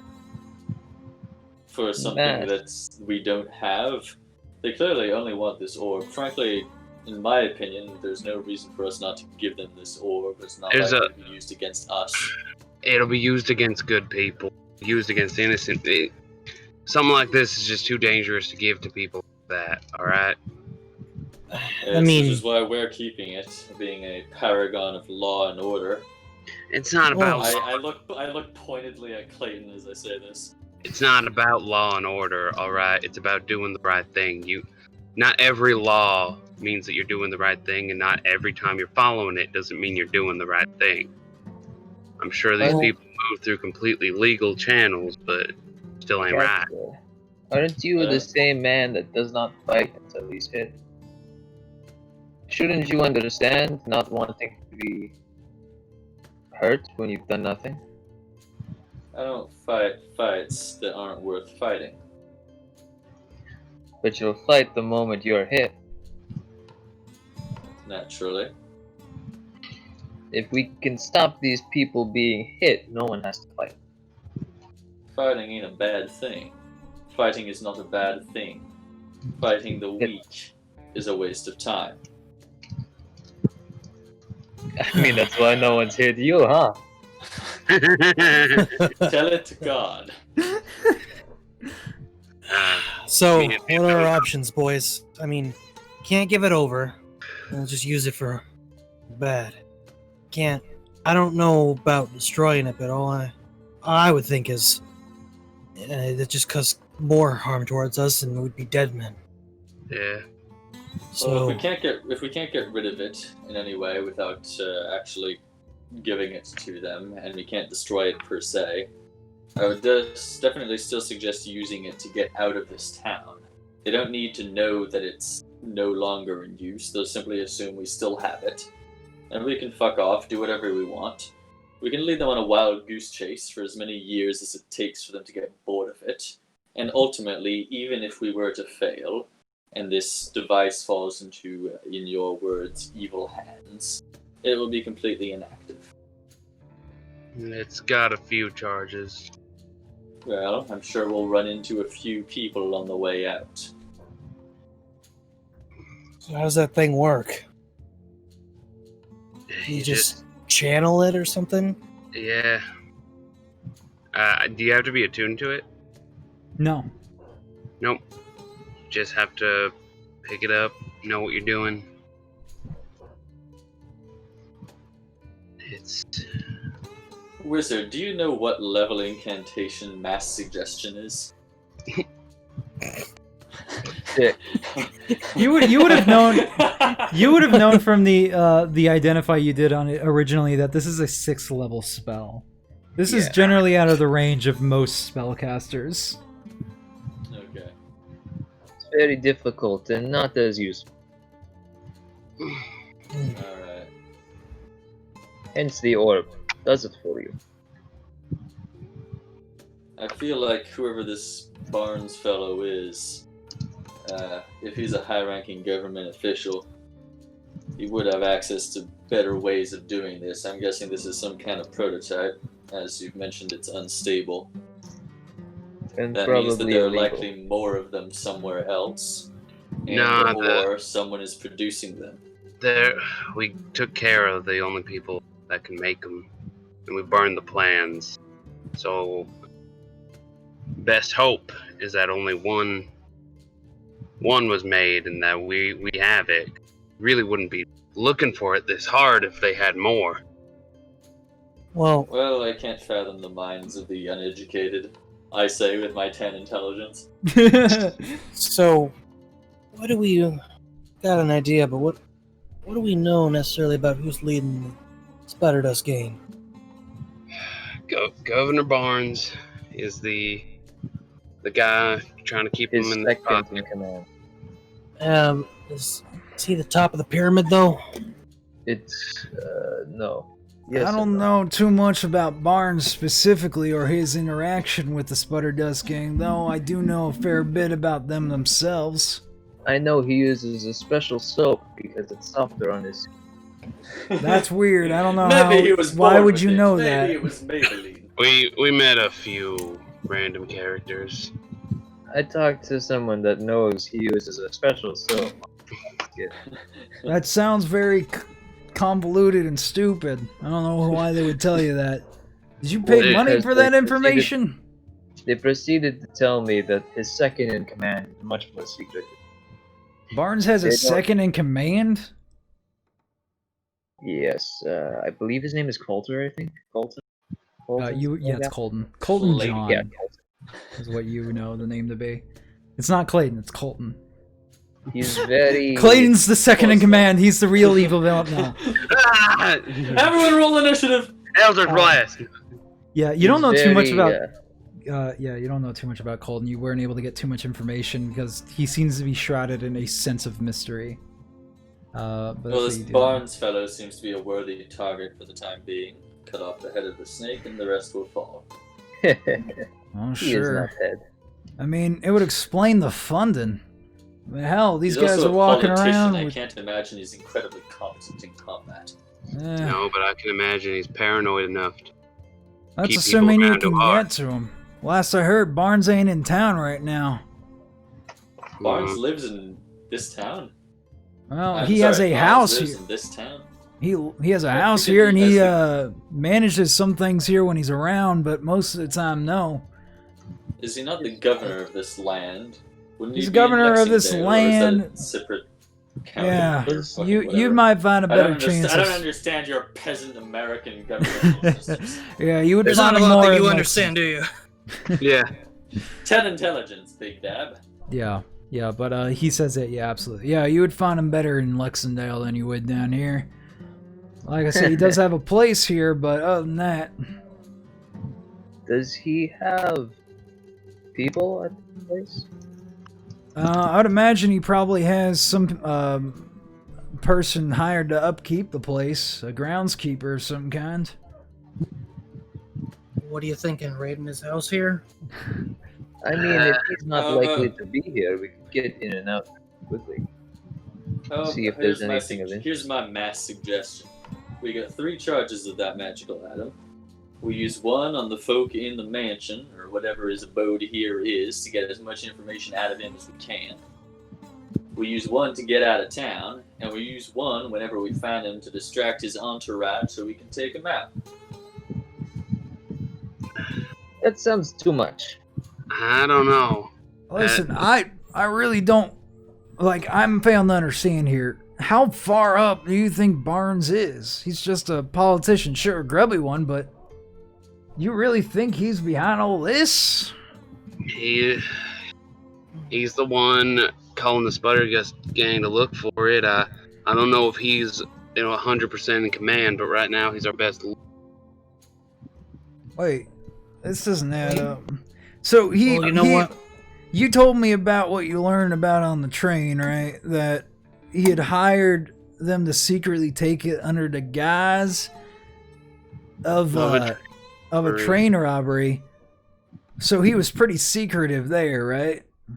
Right. And then his next move of operations is to siege an entire town, and a pretty prominent one at that. I'm pretty sure killing Mr. Two Fingers had something to do with that. The Spudder gang is likely acting... You killed Two Fingers? Yeah. Yes. And I was wondering where the fuck they went. Jesus Christ. We're a very capable force, alright?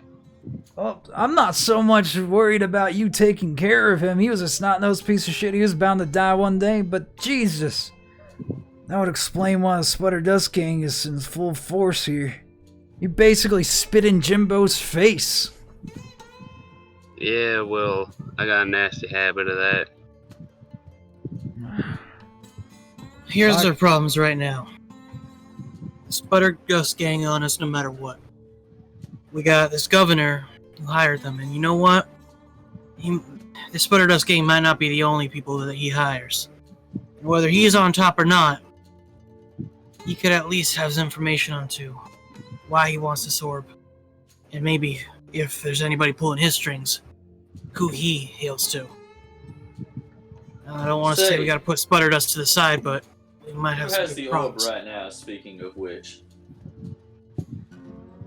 It's safe.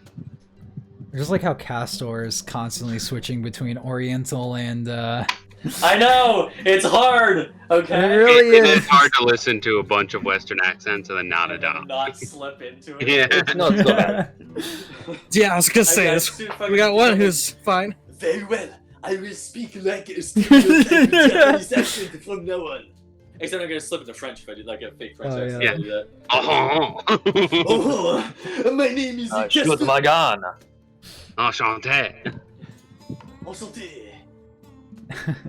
What was the train of thought before we lost Master it? suggestion. Baguette du fromage. Anyway. It's safe. Do you know what material this orb is made out of? Did identify that? Does it tell me what it's made of? It's essentially some clear crystalline orb that encases a few discs that are like placed on top of each other. You did notice with the identify spell that this thing is drawing power for something, so you can assume in the middle there's probably a power source of some kinds. Mostly glass, but battery inside. Battery. What's a battery?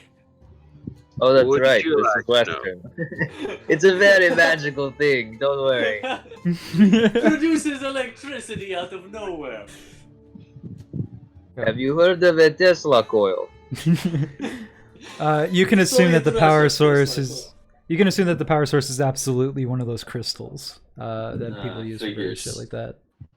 If that's the case, then my guess would be that the top of the line of whoever's controlling this operation goes straight up to the federal government, potentially to the top. Not surprised. Galen just like looks surprised. between. American Galen just government. looks between Slams Castor and fist Simon. on desk. It's the president. Yeah. We killed Who the is president. the president right now, by the way? Uh, Who's the president of this country? That is John information C. I absolutely have written down, sure. Theodore Roosevelt. No, that was 100 years later. David Copperfield. What this year is- is this? Wait Like a second. 1870? It's like it's like mid 1800s. It's more like Chuck before Norris. Civil War. Alright. Batman. Let's go. President It's Bruce Wayne. Millard Fillmore? You're telling me Millard Fillmore is again? Oh, God, I knew it. I wonder. knew it. That Fillmore. Oh, I'm sorry. He was in the... Was he the 13th president? The 13th. Let's go Zachary Taylor, our 12th president. Epic. He died of stomach disease. He's about to die to my hands. Stomach disease. That's a fancy way of saying stab wound. Yeah.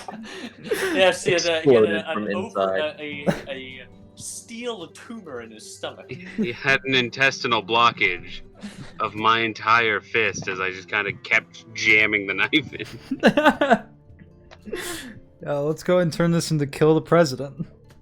Yeah, that's probably what I mean, I don't want to kill the I president, think but I we need will to if I steal have. the Declaration of Independence. How do you even know about that? You don't know about it. You're That's official. it, you're right. All right. So like Sorry, Galen's who's just like president looking. right now? Zachary Taylor, yes. Zachary Taylor, okay. So I'm just like Galen's just like looking between Castor and Simon as they come to like this conspiracy level conclusion. All right. So My thing is, what does the gun think? He's specifically looking for one person in particular. It doesn't actually technically apply to this situation. But who does he think? Is he on the side of the president? Who'd you vote for? Are you asking the gun You Democrat or questions? Republican? You can No, ask him they- questions. All right. There's nothing stopping you. I'm not gonna ask who'd he vote for, but I am. Does he going think the to- president did it? Yeah, I'm gonna take some time to think of what he thinks of the situation and what a good move forward is. What is So your kind current views on the I'm gonna evoke. Technically, what our deal was he would get me out of bad situations and I would get him out of the gun. So this is another bad situation in that part. All right. So you start. To his gun again? Well, Look, give me a- there's a lot of things you don't understand, and let the man be. He sighs because you're asking about politics, and generally that might be infernal realm of No, no. ideas, but No. He technically. asked about the situation and how That's to get right. out of it. Yeah, what our best way forward to get out of here? so he, like, you hear in the back of your minds, like a whisper in your ear. Well, when I was in situations like these, I would march on down to the middle of the streets at high noon and shoot the man that would cause me grief dead. All right. And you have the feeling that he feels proud of that answer. He turns You know, to the I rest just of the want to group. point out that we probably shouldn't trust the wisdom of someone who got themselves trapped in a gun. He turns to the rest of the group. It's this may come as a shock to you, but the gun thinks we shoot. Hmm. What specifically does he say? The enemy. He specifically said whenever he ended up in a situation like this, he'd march down a high noon and take care of people. So your gun is Yeah. saying we should take the Dragonborn at Yeah. high noon? Yeah. I don't know if it specifically has to be high noon or if that's like an aesthetic thing. Galen was But, in the middle of I was pouring a g- drink into a glass and it's starting to overflow as he just like looks across everybody. It really You're My so- eyes will fucking dart towards that glass in like Oh, the shit. flames of my eyes. Are you spilling good booze? Apparently. I worked want it You so shouldn't hard. Take Listen, advice from someone who very clearly did not succeed in life. Hey, he won. Oh yes, that certainly looks like a winning. He It's did not win. his fault, all right? Like Your gun like starts to glow like red as like, it heats up. I'm gonna use the Pact of the Blade feature to like poof away the gun for a second so that I can Let it cool down. I'm just like, listen, he won a duel with a very prominent figure. This figure went back on his word, fucked him over in a deal. All right, he's not. Doesn't sound like winning to me. He won. He got caught up in lawyer speak. All right. He didn't won the read battle, terms just not the and war. conditions. Yeah, it's a different situation. All right, so here's the thing, though. Your gun says fire. Surprise. Mm-hmm. We got maybe a lead on a governor. Mm-hmm. Got the spud dust. Spud dust ducks. Yeah, that's what it is. Ugh. We got that's them. what I'm calling them from here on out. The Spuddy gang. Spuddy Bruddies. We got them making commotion in town. A lot of things going on. But what are we gonna do next? I mean, there's the most pressing situation, which is we're stuck in a town where everyone wants to kill us. I feel like we should probably deal with that first before we do other shit, but also that looks like the hardest thing to face head on. Does anyone know if there's a train coming soon? You know, there's no trains that go to Wayfinder. That was one of the Yeah. things. Yeah. Oh yeah. Yeah, that's why we Yeah, had yeah. to stop in the other town. But it was like, They were building I forgot, tracks, and there's just in the middle of construction, but it's going to be some time before there's tracks that go at the Wayfinder. I forgot they had done like a U-turn after like passing a spy to get Yeah, actually on the train. basically. We could also Compass is all fucked just up in that. we could find which entry point is weakest. We could hit them hard, blow a hole through their defenses, and then get who we need to get out, including ourselves. Which is why I would suggest using the orb. Yeah. We could, hang on a sec, hear me out. We could use that orb, Mm-hmm. but we could leave a note. At the board, the news board, the center of town. They'll be sure to see it. Just gotta sneak over there in the night, put up a big old sign telling them, you know, as the gun says, high noon. I'm sure And then he'll... just leave the other way. No, hang on. I'm sure he'll be like, well, that's a trap. You know, man might have fallen for some of my stuff, but can't be that dumb. So he might try to get all of his men rallied up to counteract what he thinks might be a trap. But that's where we spring the real trap, is that orb. He'll have all of his men in one place in town, waiting for us, taking post. Now, I don't know how we'd use it, but we clearly have a way to get all of his men in one spot, just by offering us on the slab. Tell me, Lucius, you who excel at manipulating people's minds with their voice, do you have anything in your repertoire that would replicate the idea of a suggestion spell? Saying please. Because it occurs to me that any illusion that we can give to them that they would have the orb, like pick up a pebble off the ground, or believe that they have the orb, they likely wouldn't be nearly as interested in us either. I think the problem is that they might not even know what just that they're looking for me. Well, hang on. He might be on to something. If we get something that it might be hard to do, but they don't know what this orb looks like. So if we get something in its place, I could potentially trick that big guy. Exactly. Pardon me, partners. But we could trick that guy into thinking that it is an orb. By When it is, in fact, a cube. a cube of phantasmal force. He could... I don't know how he would do it, but... If we can play it safe, we can even make him... We could even disguise some poor passerby as Clayton. That we could.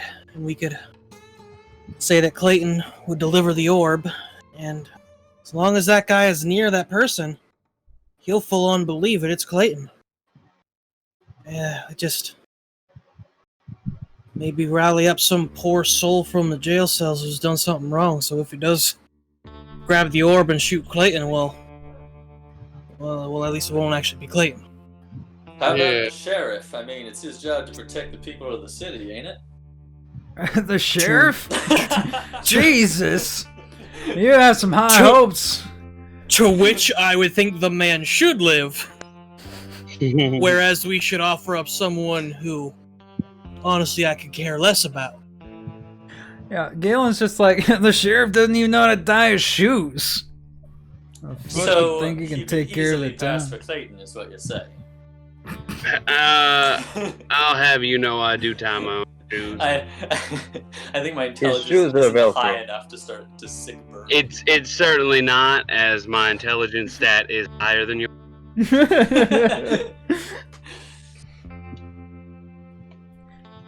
I don't know if just simply tricking... What's his name? Dragonborn? It's Big Jimbo. Big Jimbo? I don't know if my phantasmal force just tricking him, kind of the same idea, getting ahead of the snake, right? He believes it's the orb, he'll call off his gang. I just don't know for how long that would work before they're back on our ass. But at least if we get him to believe that a guy's Clayton holding what he thinks is an orb, could use the actual orb, and he'll just always believe that he won. Same with all of his men. Simon, give me an intelligence check.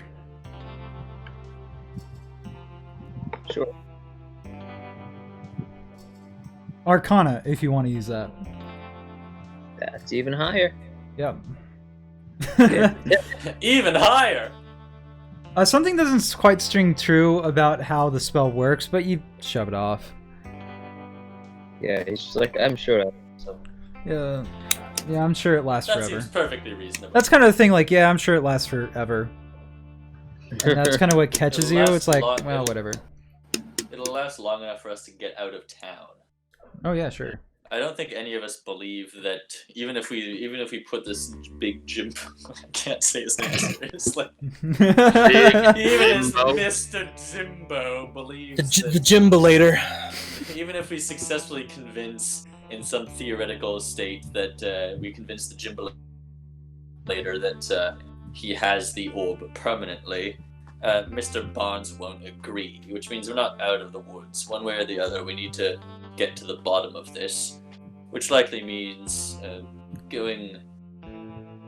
making ourselves a little less traceable than we have so far. If we make our way out of here, Maybe if we can pass tracelessly. Maybe a pass without trace.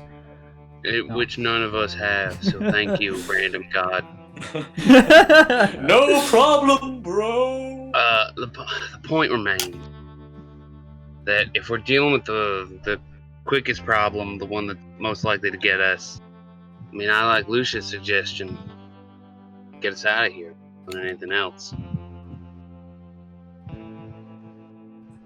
Rally his men in one part of the town and blow a hole in our way out. If your plan's to make it out, that was actually what I was going to ask you to help me with. I need to get my boys out of here. You Yeah. want to help me Kill get them two out? birds with one stone. Can all probably slip by out of town undetected. Probably for the best, yeah. We were going to make our move in the night. The only problem is that I don't think we have the resources to make a week's worth of travel. I'm pretty sure right now we ain't too welcome around locking up topside. So, These men must have come from somewhere. They must have supplies in their horses and carriages. You I'm thinking gonna we should say just steal from I them? know a thing or two about taking from the rich, so to say, aka anybody that has a thing I want. And I know a thing or two about taking from the dead. That's Well, not as that no was one is dead, as well. but what if we just make a couple night runs, start taking some supplies, and then Oh, my boys ain't gonna make it that long. Yeah, We I were don't think leaving we have enough tonight. time. gotta leave tonight. Alright, we can come with you. Oh, fuck this. Hold on. I'm thinking, I'm doing math. Math is hard. Hey, Clayton. Yeah. You hear that tinge in the back of your minds. Almost like something perked up. I'm gonna resummon the gun. I smell. It's that man again. One from the other day. He's not Got it. here, but he's on his way. Okay. Here's what I'm thinking. People by the lonesome are gonna be sneakier than people on the full group. Might need to take a brief walk away from each other. Get business taken care of. Get ourselves out of here. I can slip into the night quite easily. That's good. Maybe you can leave the letter. I don't trust the rest of us rocking right in the middle of fucking town. We need people on supplies. We need people to gauge what entryway is the hardest to find. I'm gonna say I know this town like the back of my hand. I know a thing or two about slipping through this thing, so I could leave the note. Yeah, Lucius, you have that background ability that allows you to get through town a lot easier. Well, either way, might have to go deal with some shit before we get out of here. What time of day is it? It's still midday. It's like if you had to guess based on the sun before you walked in, it's probably give or take 2 or 3 in the afternoon. So we take a long rest. That's 8 hours. That's like midnight. We can leave tonight. Yeah, if you take a long rest, then you wouldn't have any time to go get the stuff. To get to prepare, yeah. Yeah. Yeah, alright. Is there anyone that needs to take a long rest? I don't believe so. Okay. Like, I'm thinking mostly like has our wizard used more spell slots than he is comfortable with? I've only got one right that I've used. He's only used one, yeah. Alright. So we should 1, 2, 3 break. All right. This is a bit of a selfish venture, as I failed the first time to find that dude, and I'm not gonna fail again. So what's the plan here? Are you guys splitting the party and going out looking for different things? I mean, I'm going to get the dude who smells like the guy that I'm trying to kill. So you're going after Smelly Dude. I think, Clayton, you say you're familiar with this town, and I can move stealthily quite well. I think it's Lucius that's familiar. Lucius? Yeah, Wrong name there. Well, so close. You're all the same to me. You human names are confusing to my I'm not senses. human either. He's a tiefling. He's a devil Now man, listen dude. here. I'm the one non-human. Now listen here. I don't see race, okay? I don't You see race. disgusting man. I don't see horns. My point being, Lucius, if you know the town very well, then you would have no problem pinning up that note. And if I can be stealthy outside of town, I should be able to secure some supplies. That seems like the best distribution of tasks that we can come up with at the moment. And then Simon has you something. can Then Simon. read books or something. Gee, thanks. You look around, there's a surprising lack of any literature. As this is a outlaw den.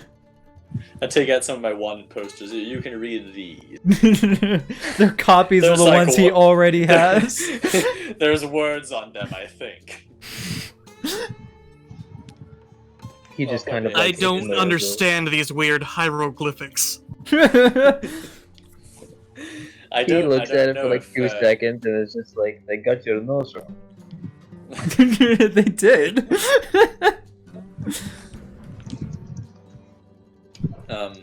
Going Was off there third anything hand else that we accounts. need to do more specifically? Well, if the goal is to get out of town, then what you guys need to do is secure a mode of transportation out of the town in order to make sure that you actually have supplies and whatnot to survive the desert heat for 7 days. Because How hard would it be to get my horse? it would be it's by the Devil's Tail, right? You probably keep it Yeah. up instead of. I would imagine Clayton's is too. The Yeah. cart is also there. However, I'm gonna say that it's probably gonna be a lot harder to get the cart and the horses. Right. I'm more than Unfortunately. okay with just being like, fuck the cart. I mean, I didn't pay for it either. Yeah, that's fine. If your goal Sometimes. is to steal somebody else's wagon, like one of the guys that are coming in, like get resources dropped off, Galen would absolutely tell you that. Yeah, on our excursion, we definitely saw them unloading supplies. You might even be able to find shit already on them. What do you even think of that? We need to locate where those wagons would be How- and be sure that we know where to get to them. I think that's my job. On Yeah, top of where that, where there's- around where around town was that? There honestly at any given entrance where they have unloaded most of the carts. Some of them have been brought more into town, into the center where the church is, because the church is closer to the center. Generally where like they're kind of setting up operations and whatnot. Well, what we can do is I can go pin up the note, and then on my way back, grab a Clayton and I's horse, bring him over to an entry point, hook Good him luck up doing to. that stealthily in the middle of the day. That might not be the easiest thing. I think we should grab them on our way out. Yeah. With Okay. Lucius's movement and Castor's stealthier abilities, that would probably be a lot easier to do together. Okay. If you want to make a distraction. Yes, I was how- about to suggest something. Alright. If we can make our way to the roof of this building, it would be wonderful. Simon, how far away can you create those great balls of fire? To. Goodness gracious. Like, maybe 20 meters.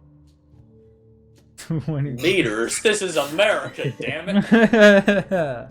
He still uses metric system by heart. But 20 meters. Because if we ever need a distraction, I feel like a giant fireball appearing not quite exactly where we actually are would be a pretty good distraction. It doesn't do anything. It's just there. It's Yeah, a but- giant ball of fire. I'm sure It's it not does giant, it's like something 5 foot by be 5 on foot. Fire. It's like a volleyball Dude, of fire. a 5-foot giant ball of fire is pretty huge. Like like a big That's like- big volleyball of fire. 5 feet is like practically. Yeah, as no, but tall it would as most definitely people. draw the eyes of most people. Yeah, let's just see a ball of fire floating in the air. Like, yeah, that'd be one hell of a distraction. So, if your goal is to try to like distract them and get them all in one place while you go steal carts, what time of day and kind of like what's your game plan for that?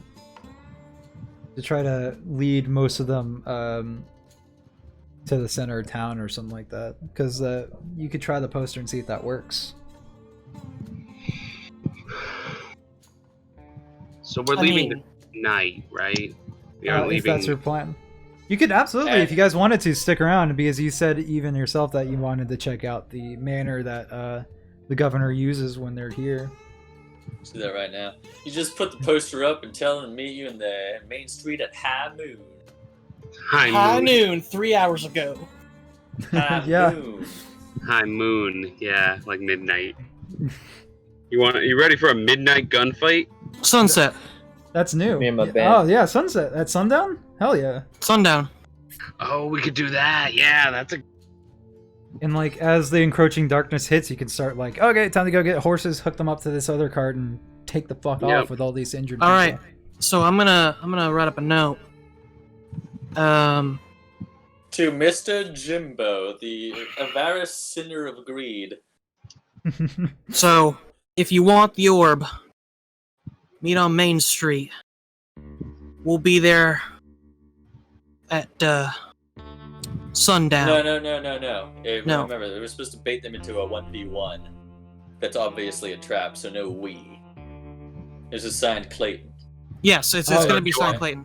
Do you want me to? I have your orb. You want it? 1v1 me, bro. To sundown. D1 me Thoughts IRL. only, final destination, bro. Yeah. Knife only. Come at So me. just so I'm clear, your goal here is to make it seem like it's a fair fight, and there hopefully he cheats and tries to bring as many guys as Right. he can. He's Yeah, a man. okay. Yes. Cause he's a oh my god, he's a bad He's a guy. dragon They all man. do that shit. Yeah. They all do that shit. He's a black dragon man, dude. They don't. they're Whoa! not the type What to does play black fair. have to do with it? Oh, I think that's TOS. I realize what I said. I want you all to know that chromatic dragons are very much centered on that. Man, there's Oh, so man. much Twitch drama. I this will week, and you point just you had to the add monster it. manual. I will point it out, and I'll tell you the exact description. Cantrip. Doesn't matter. Dark Jack Or is you get cantrip. the Jeremy Racism. Crawford, This the is- Jeremy Crawford post where they're like, "We're sorry, our books are so racist." Anyway, But yes. Yeah, just speed past that. casual GM racism aside. This Me this trying to is- get through Jack, anything. this is you right now. No, that's Alright. just the standard Canadian. So, note 1v1 me, bro. Gonna try to attach that to the sign. How big is this thing? How much attention are you trying to grab with this? What's your The plan size here? of a wanted poster. Can you Awesome. Plug in LED. We will put it- Lights? We will put it. My phone. Hang Sorry on. about that. Can all of it? Do you? A knife right through Clayton's wanted poster. Bam! Billboard, town, with the note attached to it Right. in In the center of town, absolutely. yeah, in the center of town. All right. So, what else? What else are you guys trying to do? Any type of prep you want to make outside of that? Because it looks like that's Castor's and Lucius's plan. I think Castor, you said you wanted to like scout out and see if there's any place where you could easily get a cart stolen. Yeah, so we know which side Yeah. of town we're headed towards. once Yeah, we yeah, get the yeah. horses. And you would absolutely be the best one for the job there. Lucius would be the best way to kind of like sneak in and out of alleyways. So if you guys want to do that, absolutely. What does Clayton and Simon want to do? I'm looking for Smelly Boy. Oh, okay. So you want to like you're like trying to use your gun as a hound and try to see if you can't Yeah. find him. Oh god, All that's right. just, Scouser. I'm just picturing you like with a dog leash and the guns on the other end. You're like, go get him, boy. Where is he? Where is he? Yeah. What about Simon? I mean, Simon can't really do much here. If Clayton wants to like clue him in, he's willing to help look though. You can sure. Is there something more? You know that he's like saying in your head that he's getting closer. It's like he's approaching town. I can feel it. Oh, so he's not even in town yet. He's you feel like he's on it. Like he's definitely like on the outskirts, probably making his way inward. Making his way. Based towards on like the town. information that you're able to get out of your Walking patron. slow. Okay. Treading lightly tonight. Well. Hmm. I don't miss you. Da, da, da, da, da, da. I Clayton will will. find you. I will be looking for him. Really fun. And now the gun wanders. I'll clue Simon in on what's going on with me if he's interested and wants to help, or if he sees use of his services elsewhere. But I don't. So the plan is that we'll already have the stuff for them to take, or are we bringing them after? The plan is to know which carriages are already stocked with enough provisions to last us for the duration of our journey, Right. and to know where those are, so that when we decide to leave, we know we go grab the your horses. We head in that and then direction. go straight there. And Yeah, instead of Galen's running like- around the outskirts of town trying to find Yeah, Galen's just like, stock yeah, shit. if that's the plan, I'll wait for your signal. I'm gonna tend to my guys here, see if we can't How keep many any of them guys alive. do you have? By the way? There's about 7. There's 7 down just a here. small amount of 300. There's about 7. Is Wayfinder! Yeah, the boars are not a big group. However, you don't know too much about them. However, Galen does say we lost a few people in the scuffle. But there's about 7 here. Some of them don't look like they'll make it, regardless of what you do. But others seem like they Don't can worry. just patch up their wounds. And Our group lost one too. And then he woke up. That was me. So just, slap your guys on the face. Just say, wake up. Come on. yeah, do you not have healing surge? Oh man, that sucks, dude. Oof. Ooh. Oof, yikes. Cringe. Anyway, Cringe. that's the plan. All right. Okay. So On let's start- 3, gang. 1, 2, 3. Break! We're all gonna die! Okay. Everybody runs. No. Okay. So first of all, I guess we'll start with Castor. We'll start with you. I need stealth checks. Stealth and acrobatics. Hell yeah, I've got advantage on. I'm gonna go ahead and pass by the roofs as much as possible. Oh yeah, Because I don't absolutely. make That's what acrobatics Any is for. noise with my steps. Oh yeah, that's right. Boots of Elvenkind. Oh yeah, baby. So you have advantage on the stealth checks. Acrobatics. That's an 8. You have inspiration, by the way, if you want to use that.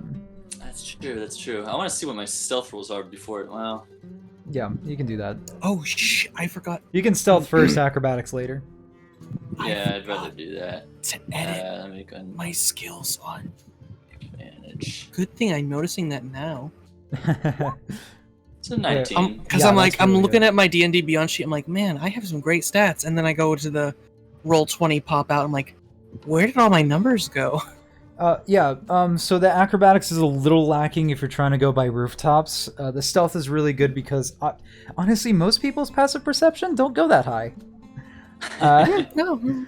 Yeah, so if you want to the acrobatics is a little low, so you won't be traveling by roofs. Is that okay?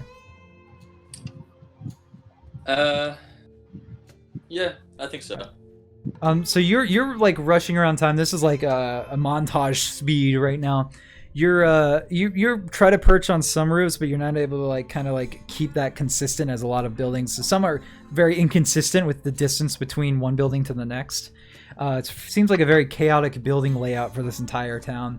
However, no urban planning. Goddamn. yeah, it's really not. Americans. There was like an Jeez. attempt in the center of town. There was an attempt, and then it just everybody's dropped the dice on that one.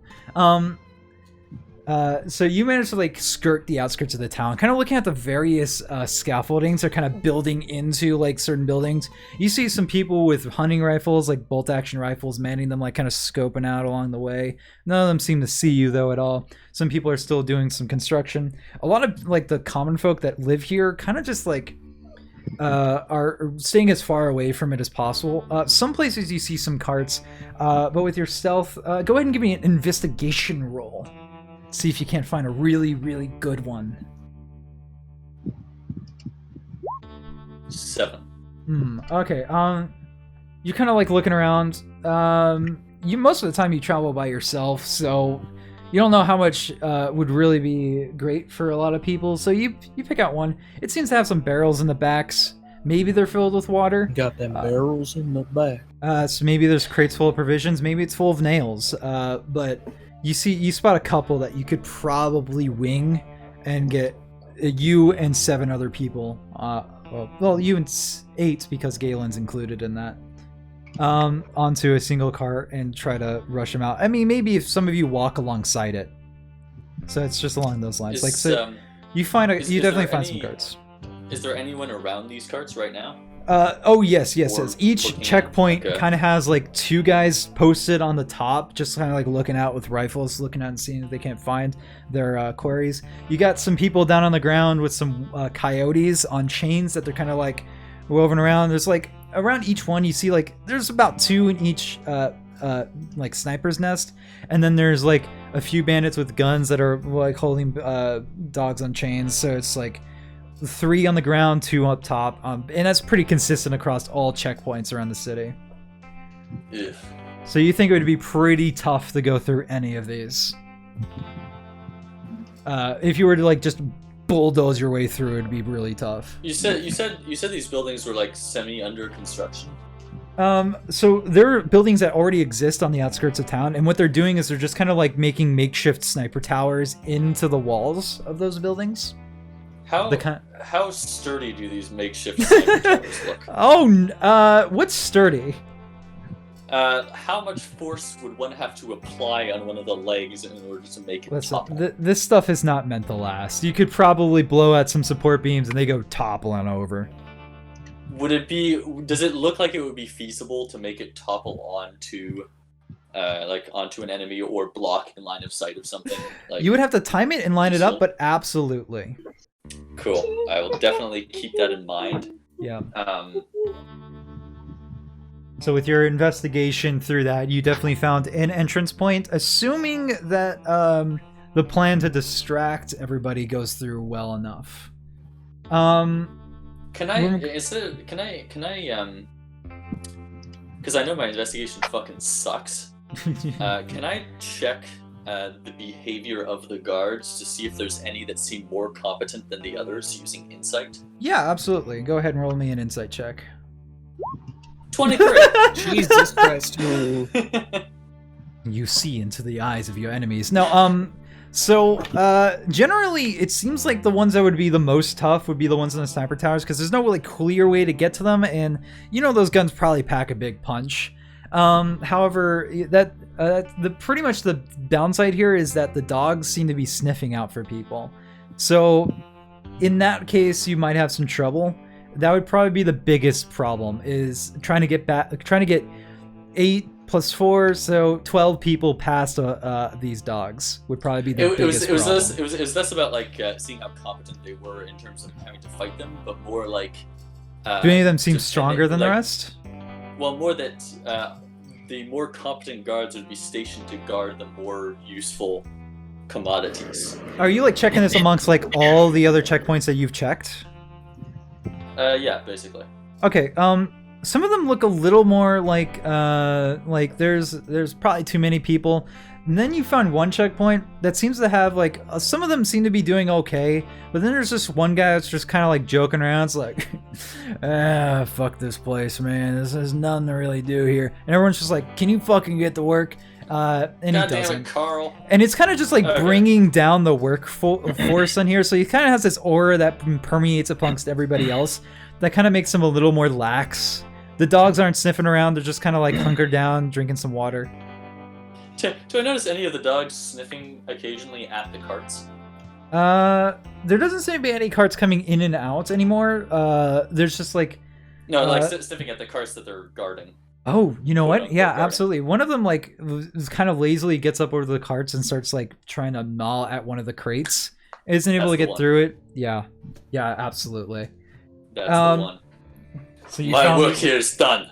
My work here is done. You found a wagon. It has some construction materials inside of it, and there seems to be some crates and some water barrels, maybe water barrels. With your investigation, not so sure, but based on your insight of the dogs, maybe there's probably food on there.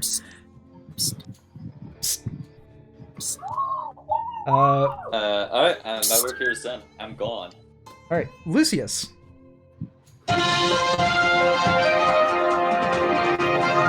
Yeah? So, hang on a sec. So, some breaking news over here. I did get the old telly an hour fucking late. Alright, we'll come back to you then. In a couple minutes, he will be at my door. So, if you could kindly save the best for last, not that it's really that important at all, I will be back soon. TM. That is all. Thank you for tuning in. More at 11. Clayton!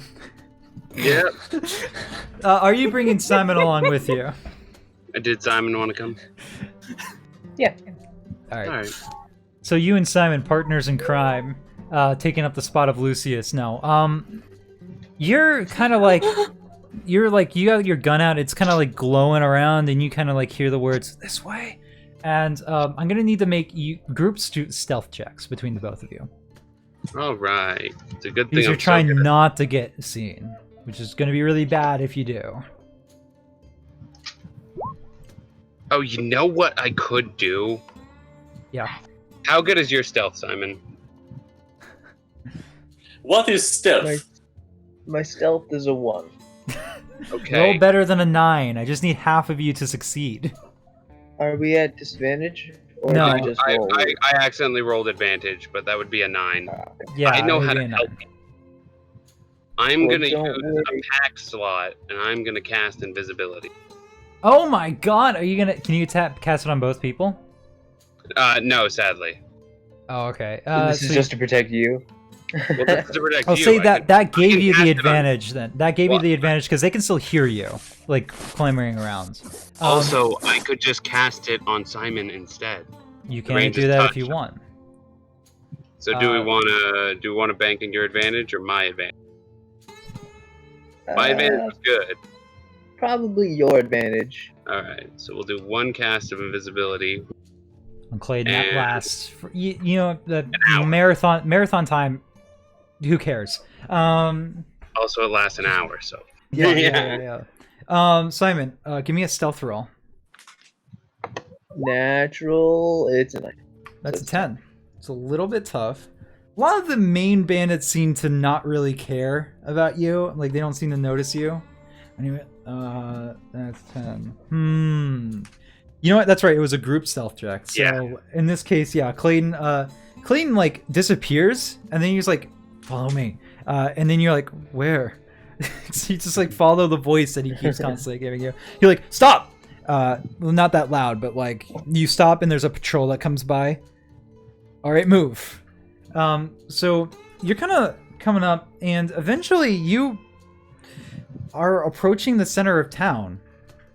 Is where it seems to be leading, and it's not quite at the center, but like in a little off corner where there seems to be a gathering of people, and seems to be a guy shouting words on top of a podium. That it's a little bit too far for you to hear. There is like a ornate cart. Not an ornate cart, but like it has gold trim on it. Yep.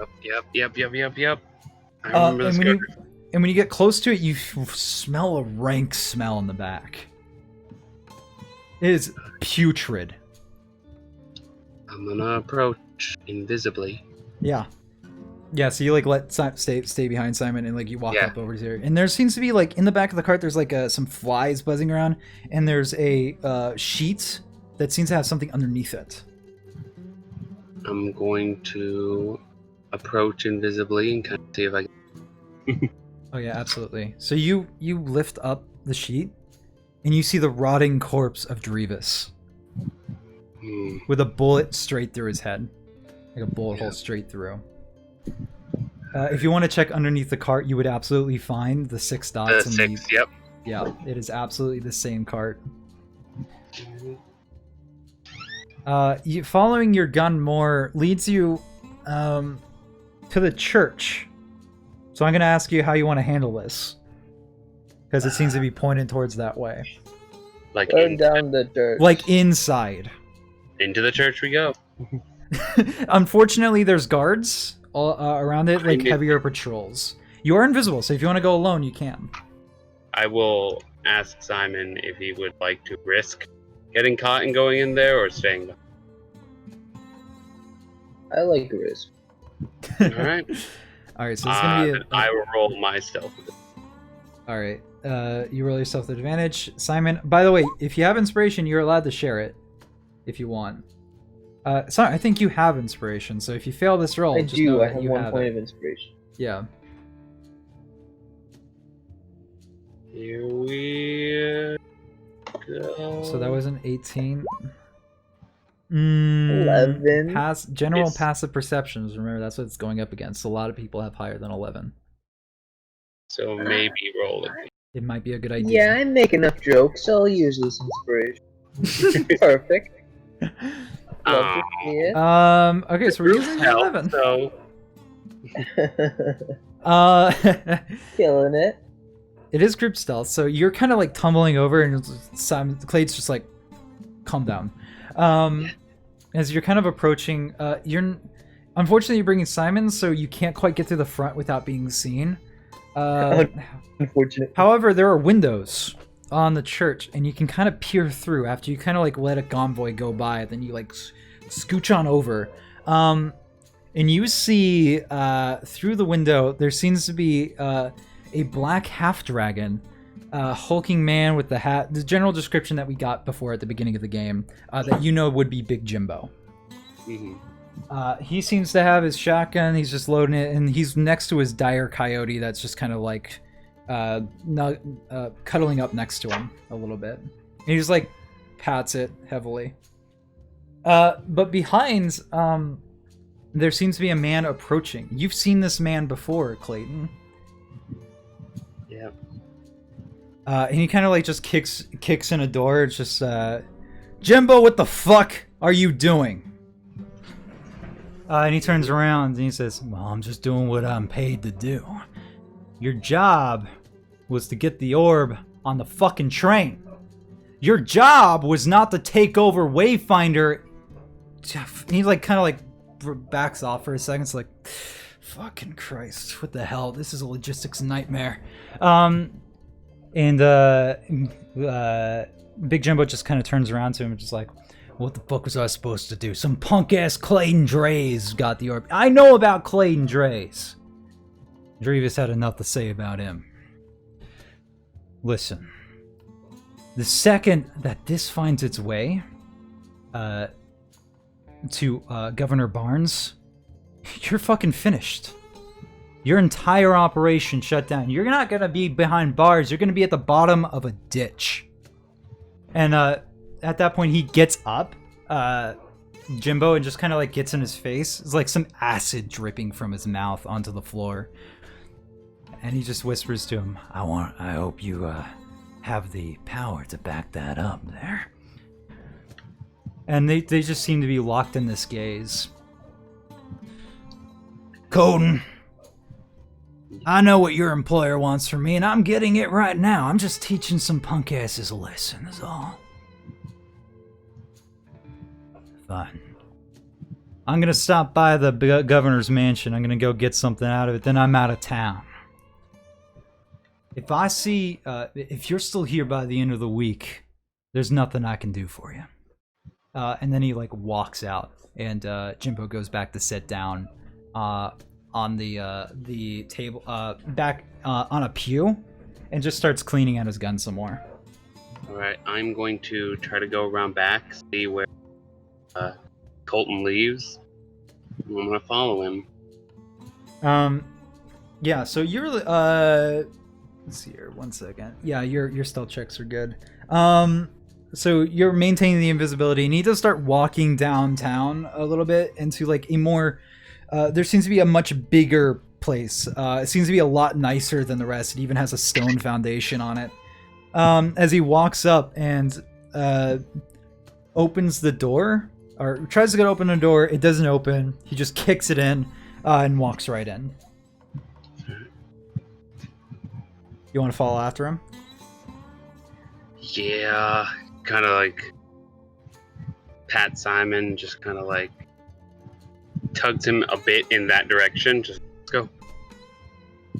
Even though Simon could be using message for them to communicate, but yeah. To let Simon know that he should cast message right now is hard. So, so you guys, are you following into the manor? Yeah, I'm curious, boy. So you're following in, and the place seems rather upkept. As you're kind of just, Simon's not invisible, so how do we want to handle that? I don't know. How do we? If you want, natural 20 on stealth. Should we re-roll stealth to be in here, or do you want to?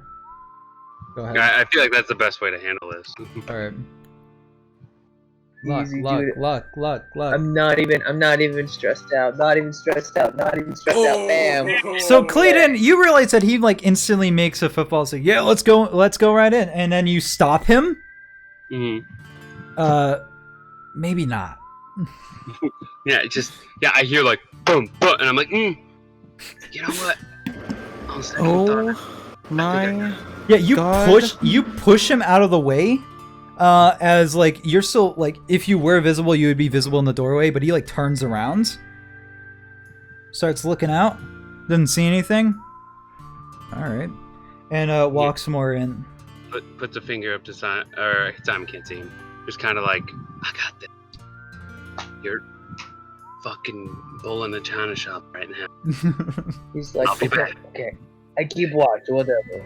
Yeah. And I'll let in a blow. You good? Gerald? Yeah. Yeah. Off game topic real quick. I'm glad I parked 2 spots to the left today. That big thunderstorm I was telling you about Yeah. apparently broke some trees. Oh, nice. And the truck who parked in the spot I was going to park in has tree all over it. Oh. Well, And lucky. I'm like, oh god, I am so glad I didn't get that spot today. That's crazy. So Clayton, But you're back in game, I am good. Yeah. Okay. So Clayton, you're following Colton into what you assume is the mayor's manor. Not the mayor's manor, the governor's manor that he has while he stays here. And he's walking down various. He's like seems to be looking around, and starts taking the stairs up. And you're like following after him, being as quiet as you possibly can. And you see him enter into what would probably be the master bedroom of this place. And he's looking around, and he seems to say something. What do you mean I'm being followed? Who the hell would follow me? And he just like starts looking around. I don't see anybody. I don't have time for this. I need to get the shit and get out. What do you mean you smell something? I'm going to close the door, drop He's invisibility, and point He's the gun. another gun whisperer. You're like in the room with him? Yeah, and just like slam the door closed, and then drop invisibility and gun is. So yeah, you close the door behind you, summon your gun and point it directly at him. I summon gun. Hey, I know one character type. Whoa! And he like puts his hands in the air. You notice one thing is that he doesn't seem to have a holster anywhere. Yeah. Yeah. Hey, I know you. You're that gunslinger from Lexingdale. Yeah, I'm sure you know a lot about me by now. Yeah, Drevis talked. Clayton Draze, right? Dragon's Keepers? Very same. Seem to be pretty far away from your hombres. So do you. It's pronounced ombre, actually. Yes, me Russian, no. He messages? No, Now I assure you I'm right where I'm supposed to be. Right. You, talk to yourself always? When it suits me. Alright. You seem to be Don't. making some deals yourself, though. And he like points at he like looks at the gun that has phased into reality, and he just kind of like, "What do you mean you know him?" So Old why do I friends. care? Because it's quickly becoming your problem. Apparently, I'm just here to get something for Barnes, and I'm on my way. Right. I don't much care what you're here for or why. Because I've got my own agenda. I'm looking for him. I believe he's the man you're making deals with. I may have made a deal or two. Well, you You found remember? him. I found him. Well, closest thing to him you'll find on this plane. Hmm. What What do you mean, shut up? Nah, Listen, you're that's gonna not wanna part of our deal. Yeah, no, yeah. If you want to talk to him, you can. Where is he? No, hold on. And then immediately, like, eldritch fire bursts from his eyes and mouth as the room physically grows hotter, as you kind of, like, notice that, like, flame is appearing on his feet, and his black coat kind of catches as well. And not he a just, bad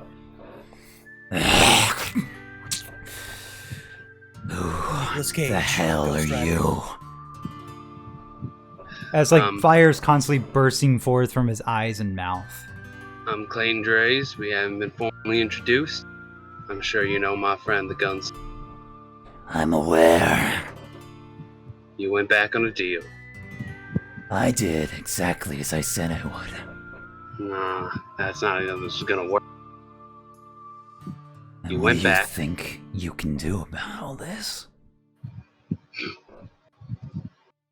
And the back. gun that you're holding just glows red hot. It doesn't Yeah. burn you at all, but you feel the heat coming off of it. Gunslinger wants out. Gunslinger can stay where he is. Fuck are you doing here? What do you need with these people? I'm merely fulfilling my part of the pact. Who are you making pacts with? All sorts. Doesn't matter to you. It matters to me. Well, maybe we can make a pact as well. I've seen how that goes for As like present the company included. yeah, like, the fire almost like scorches the side of his mouth and eyes, and it's just like burning up the mansion around you. You're not here right now, are you? No, I'm living luxuriously down in the Nine Hells. No reason to step on foot on solid ground anymore. Plenty will do that for me. So what you're saying is, I can't get to you unless you don't have a foothold. I'm sorry? I said, so what you're saying is, I can't get a hold of you. You have. He cut out again? What I'm saying is, you don't have a foothold, or I can't get a hold. Don't. I'm watching it. Yeah, I don't know why my mic is fucking up right now. Dramatic tension completely drawn. And so I said, What I'm saying is, I can't get a hold of you until you don't have a foothold. He visibly frowns at that. What are you suggesting, whelp? I like to do my deals in person. And if he doesn't want to respond to I like to do my deals in person, 1 second. okay. If you think you can stand a chance against me and my legion, by all means storm the front gates of hell. Well, like you said, why would I want to do that when plenty of people will do it for me? Immediately at that point, a gun of infernal design appears in his hand. Yeah, I'm going to shoot Colton because it takes an action to summon the gun, which means that I know I have at least one shot if I'm gonna see him summoning the gun. You can go ahead and give me an attack roll. Okay, all right. I'm gonna go bring up Colton's character sheet. Okay. 22. Oof. Yeah, that hits. I roll damage. 14. Jesus. So you take a shot, and it goes straight through his forehead, bursting flame out from it, and his head cocks backwards. It's simply just you see the wound start to burn as he just starts looking at you as this fiery blood spews forth. If you want, hold on a second. if you want to interfere with me so bad, then by all means. In that moment, the fire dissipates. All the fire in the room comes back through the wound hole as Colton just kind of like weirdly looks around with scorch marks on his eyes and a scorch mark on his head where there was a bullet wound. God fucking damn it. Pulls the firing hammer back. What do in. you want? He makes the gun go away. Listen, heard your little talk with Jimbo there. I get that you might not be the one string. Every time the name Jimbo comes up. Yeah. Fact of the matter remains that there's bigger forces between you and me, but we seem like the emissaries to deal with it. How far up does this go? He pauses for a moment, just like rubbing the wound on his forehead. Fortunately, I don't know too much about it. But I suppose the best way to start looking, and he like goes to the drawer on like a bedside table, opens it up, and you see like the faint aura of evil leave it as he pulls out this like this book from it that seems to have like it seems to be bound in human's flesh that is still yet living. I extend my hand like gimme. He tosses it over to you. I That grab might be it. the best place to look. If you let me go, I can tell you I was supposed to deliver that to Barnes himself.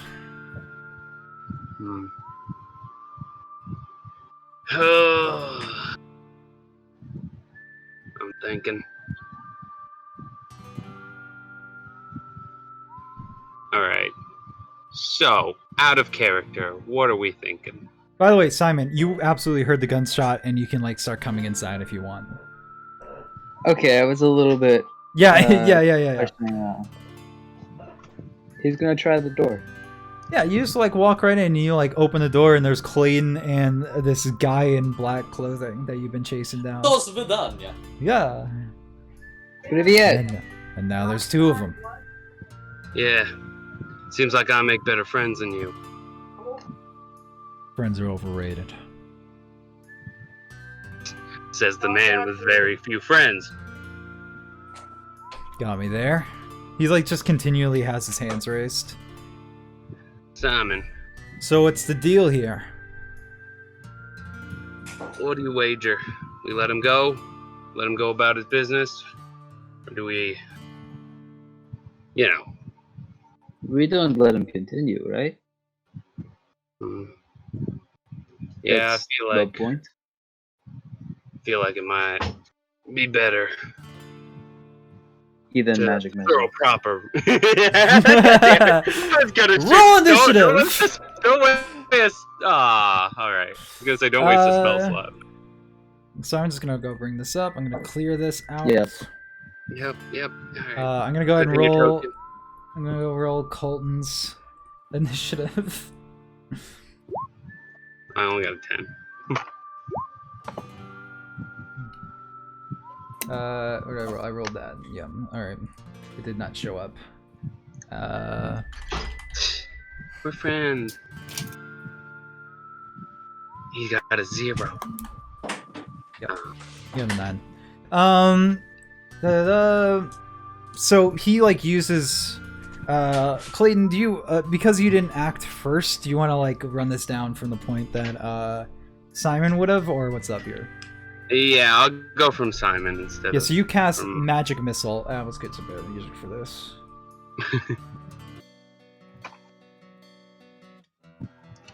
What's the game plan here? The moment he's like, it might be best, he's just gonna immediately just whip around and do 7 + 3, 10 damage. 10 points of damage. Yeah. So you dart, and it just kind of like careens into him as he like summons his own gun back into existence. Let's go ahead and see here real fast. Da-da-da.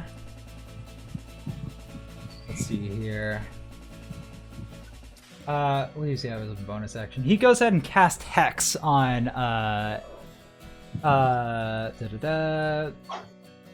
the person that just hit him. I'm brain farting. Simon. Simon. Simon. So Simon, you are cursed, as you are marked by a brand of hell. Just kind of like burns on your skin a little bit. It took him an action to summon his gun as he was trying to go about this a little more peacefully. Let's see here. Just make sure that's everything. So that would unfortunately be his turn. Alright. So Clayton, he summons his gun again. Simon launches some darts at him, and he seems to curse Simon. Okay. And I believe Simon now has disadvantage at a certain skill set that he can choose. Do we think we'll have Not time enough to get to another stop. short rest before we have to do crazy shit, or probably Yeah, not? yeah, you'll have time for a short rest. Then I'm gonna bonus action Hexblade's Curse. Okay.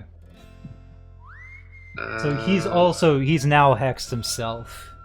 Yep, as the fiery noose of like a barbed wire rope wraps around his. And then Simon, you if have disadvantage on intelligence checks with that curse. Gotcha. And then Clayton will already had the hammer pulled back, so we'll fire another shot, and this can go ahead and be a normal. All right. 20. That hits. That's 10 total because he's also hexbladed. That's right. So he takes an extra 10 points of damage. He's looking pretty bloodied now. So you careen a shot into his shoulder. It seems to like flare up and flame and close immediately, but it still feels like he absolutely took the damage. Simon, it's your turn again. Frostbite. He needs to give me a Constitution saving throw. Constitution saving throw. All right. Does that succeed? 15? Yeah. All right. Yeah. Nothing happens. What were you trying to do? They're rolling high on Constitution. It's a cantrip. Yeah, but yeah, what was frostbite. it? Oh, Frostbite is that's right. one. Yeah. All right. So this is what he's going to do. Shot careened. He has his gun summoned. What he does instead is he rushes right up to Clayton, and he's gonna hit you with Vampiric Touch. Ah, shit. So that's he's maintaining that. Unfortunately, like I just realized this now, he has to drop concentration on Hex because he thought he was gonna be able to use that with a gun, but he's like, no, I'm taking too much damage. Is Vampiric Touch roll to hit? It's a roll to hit. So it's D20 plus 7. Does that hit? What would that be? 23? Yeah. Yep, that hits. Damn it. I was like, I was thinking, and I was like, shield would only get me to. You take 20 points of necrotic damage Oh, as he regains fuck. 10 of that. Ooh. Oh fuck! Ooh. So like buddy. he takes his hand, fills it with this green necrotic energy, and rushes up towards you and like just like stabs his hand slightly into your stomach, and you feel like your life essence is leaving into him. Oh, you boy at 0 HP. I'm down. Oh shit! I only have 20. Simon, Yeah. you should do something. That's what he can do though. So that was his turn. Clayton, you're making a death saving throw. Yep, death saving throw. Here we go. One failure. That's one failure. All right. Let's see here. Simon, what do you do? It's like after that, he's just kind of like pointing the gun straight at you. I wanted to make this easy. I've never been known to let things be done easy. And, I'm sorry to say this. And he'll just clap his hands together. Oh shit. Cast Thunderwave. Okay, so you need to make a dex saving, right? Con. Constitution, yeah. Oh, con save. Yeah, it's plus 0. God damn it. God. God, the gods of the multiverse do not want him to die. Give me that damage roll, because he takes half, right? Yeah. So that's 15. rounded down. Half damage, no pussy. Yeah, so he takes 7 points of Just push damage. Mhm. Yeah. As you like blast him and he like gets hit by the force, like holding his gun back. And he's just like, I just wanted the fucking book. Anything else you want to do? Anything else you can do? That's a no. That's a no? Alright. Yep. Nothing else I can do. It's his turn then. Here, he has Vampiric Touch active since it's like a... Oh wait, hold on, he needs to make a Constitution saving throw to maintain concentration. So he's gonna do that now. And he makes it, because of course he does. Yeah, he makes it. So, he's gonna go ahead and attack you with that necrotic energy around his left hand. This is +7. Does 17 hit? Ooh, no. Yeah. You take 12 Only points of 12. damage. Ouch. So that he takes half of that in healing. So he takes 6 healing. So we barely touched him now. So like he like digs his hand into you as you feel the energies of your life force feed into him. It's like, this didn't have to be that difficult. I spit at him.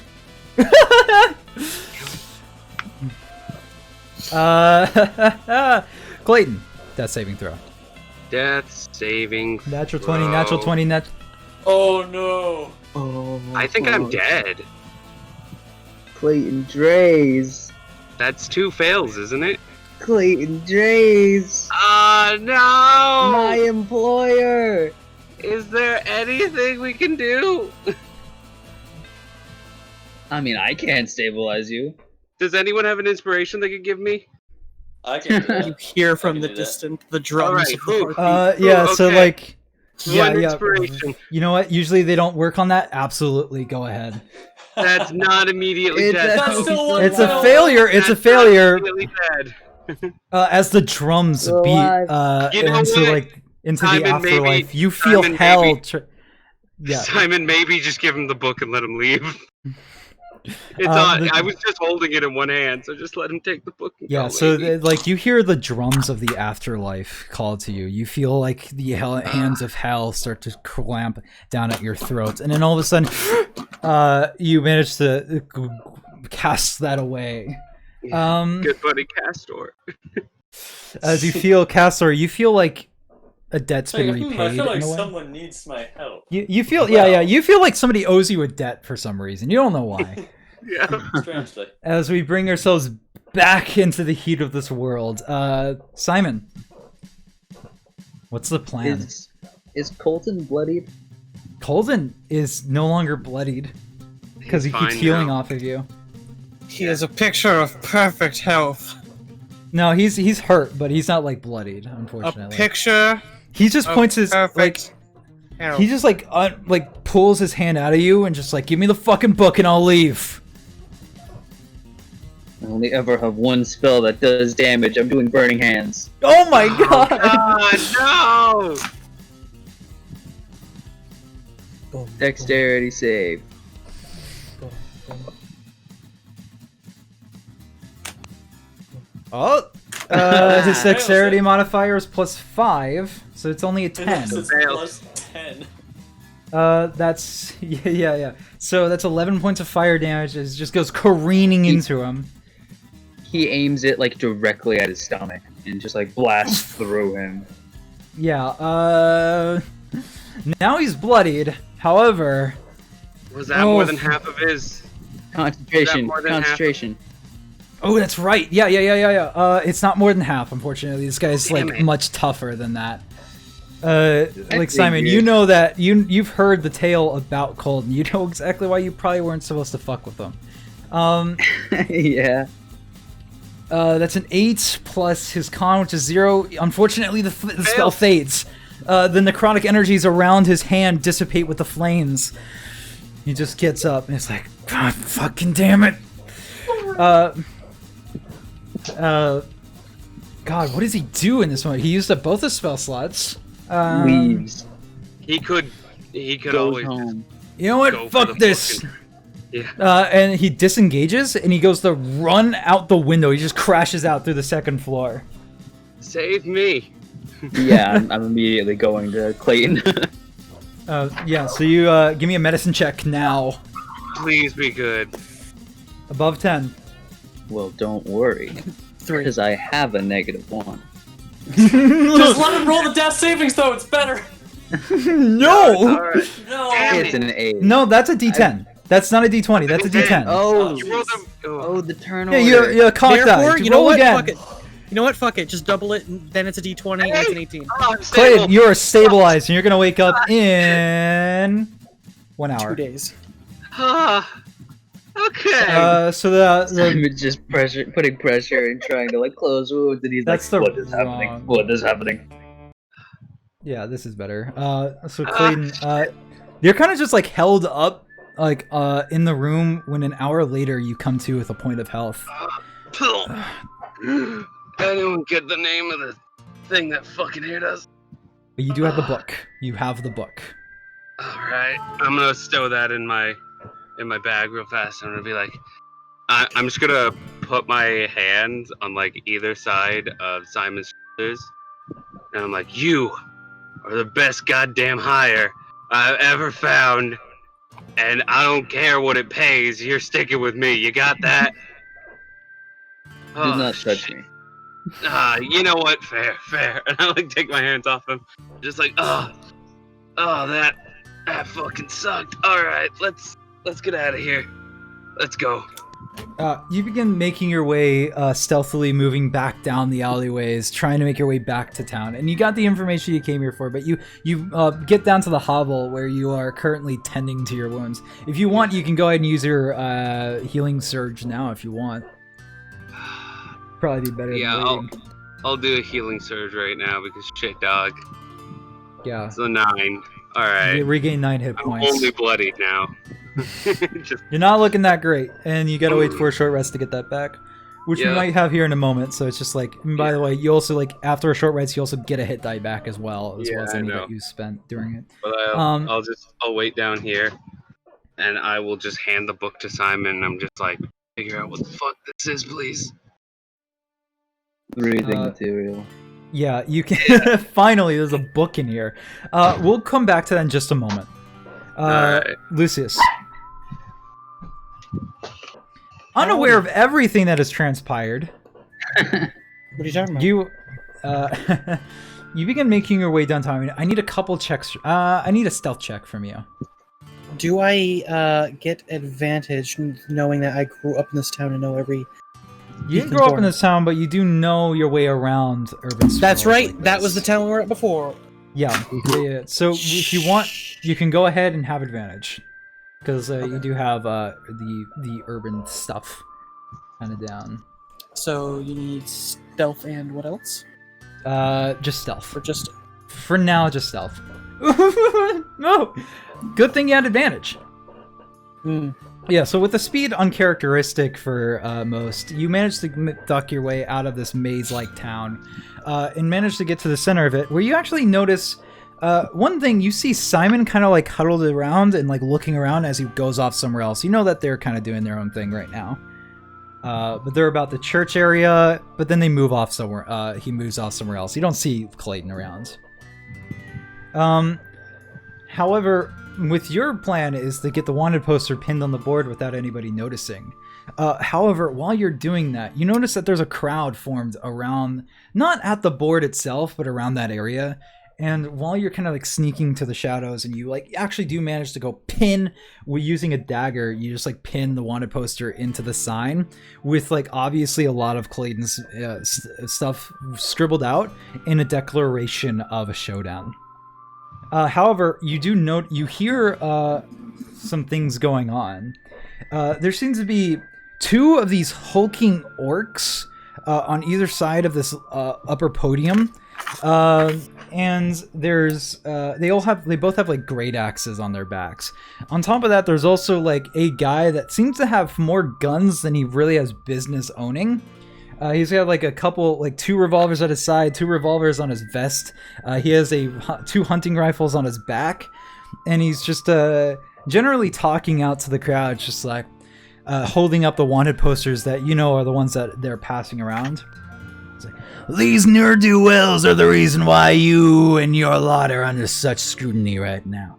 Bring them out to us, and we promise that we'll very much leave your town alone. But until that time comes, show 'em, boys. And the 2 half-orcs start like go around to some stands and whatnot, start breaking them with their great axes, like cleaving them in 2. And that will happen to your loved ones, and your loved ones' loved ones, and your favorite dolls. If you don't turn these 4 in right now. That's destruction of property, and that's a crime, sir. That person is whoever's talking in the crowd is immediately killed. Immediately cut in half by the hulking orc. Just like, let that be a lesson to you.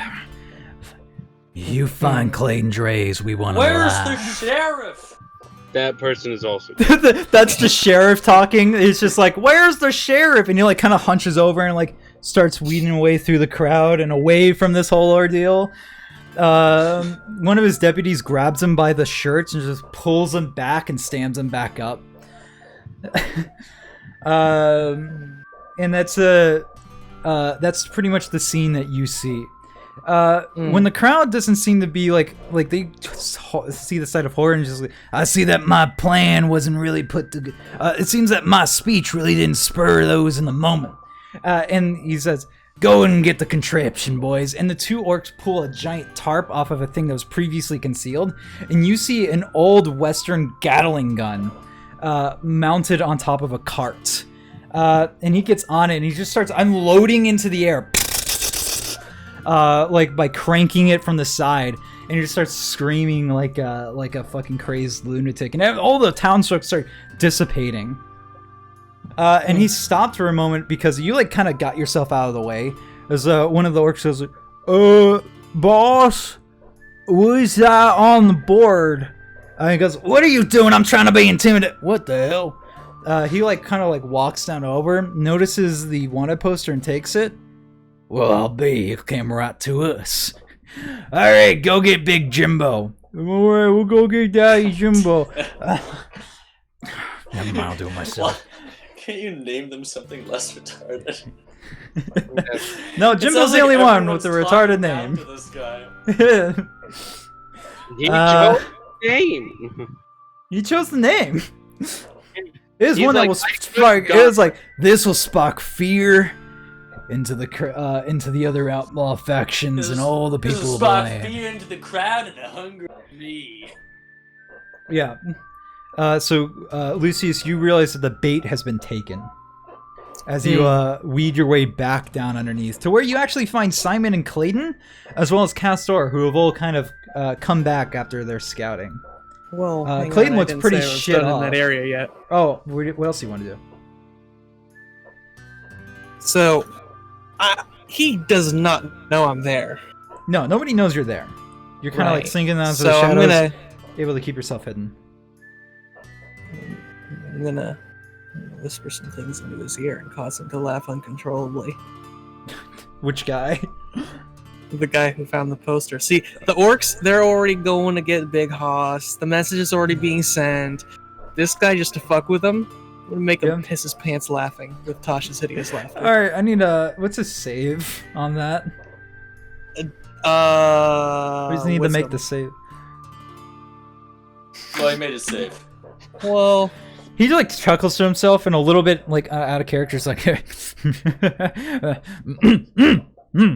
right, intimidating. And he goes back up to the crowd and starts shooting the gun into the air again. alright, well.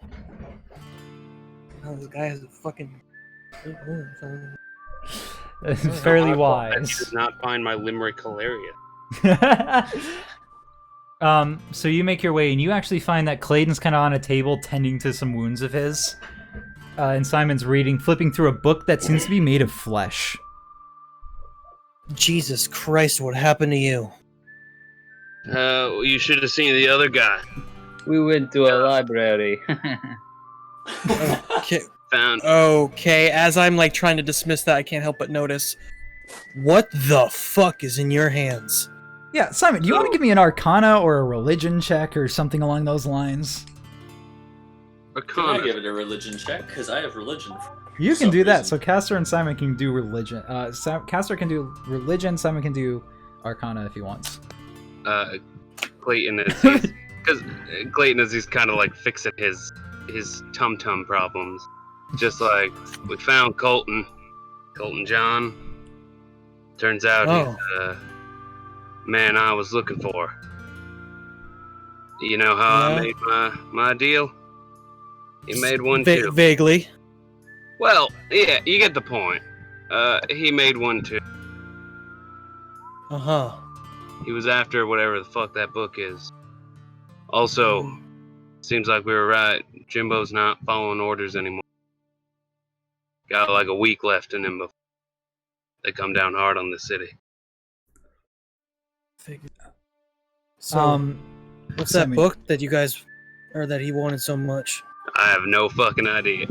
Now, Is that- Castor, it's a little out of your league on exactly what this is, because it's not necessarily tailored to this part of the world, and not really your religion. So unfortunately, with the 14, you're not I quite get able the to get feeling that much. my religion, my knowledge of religion doesn't really extend to Yeah, monsters. if it rolled books, high and enough, hell. you probably would have heard of something along those lines, or at least something similar. Simon, however, Jesus Christ, what the hell is in this thing? There's various things like rituals for summoning demons. There's stuff like finding portals to the 9 hells. There's stuff along the lines of just general blood sacrifices and blood magics in here. With that Arcana, you can know that there's probably a few spells that you could rip off from and put in your spell book, but that's given time. On top of that, it's just generally like you get a very creepy feeling, like even trying to understand this book leads you closer to damnation. But it's essentially like each page is kind of like tanned skin, and the skin around the side on the outside, you even feel like blood pulsing from the skin on the outside, like it's very much alive. I'm just imagining like we're trying to like talk to Simon, be like, hey, so anything good? And all like in his perspective is just like, oh, until he like snaps back up, huh? Yeah. What? His Nice eyes poster. grow wider, and as he looks at you, his pupils undilate back to normal size. I'm sorry? I found that in the mayor's house. Not the mayor, the governor. Governor, right. Yeah, I get that mixed up too. Thank you, God.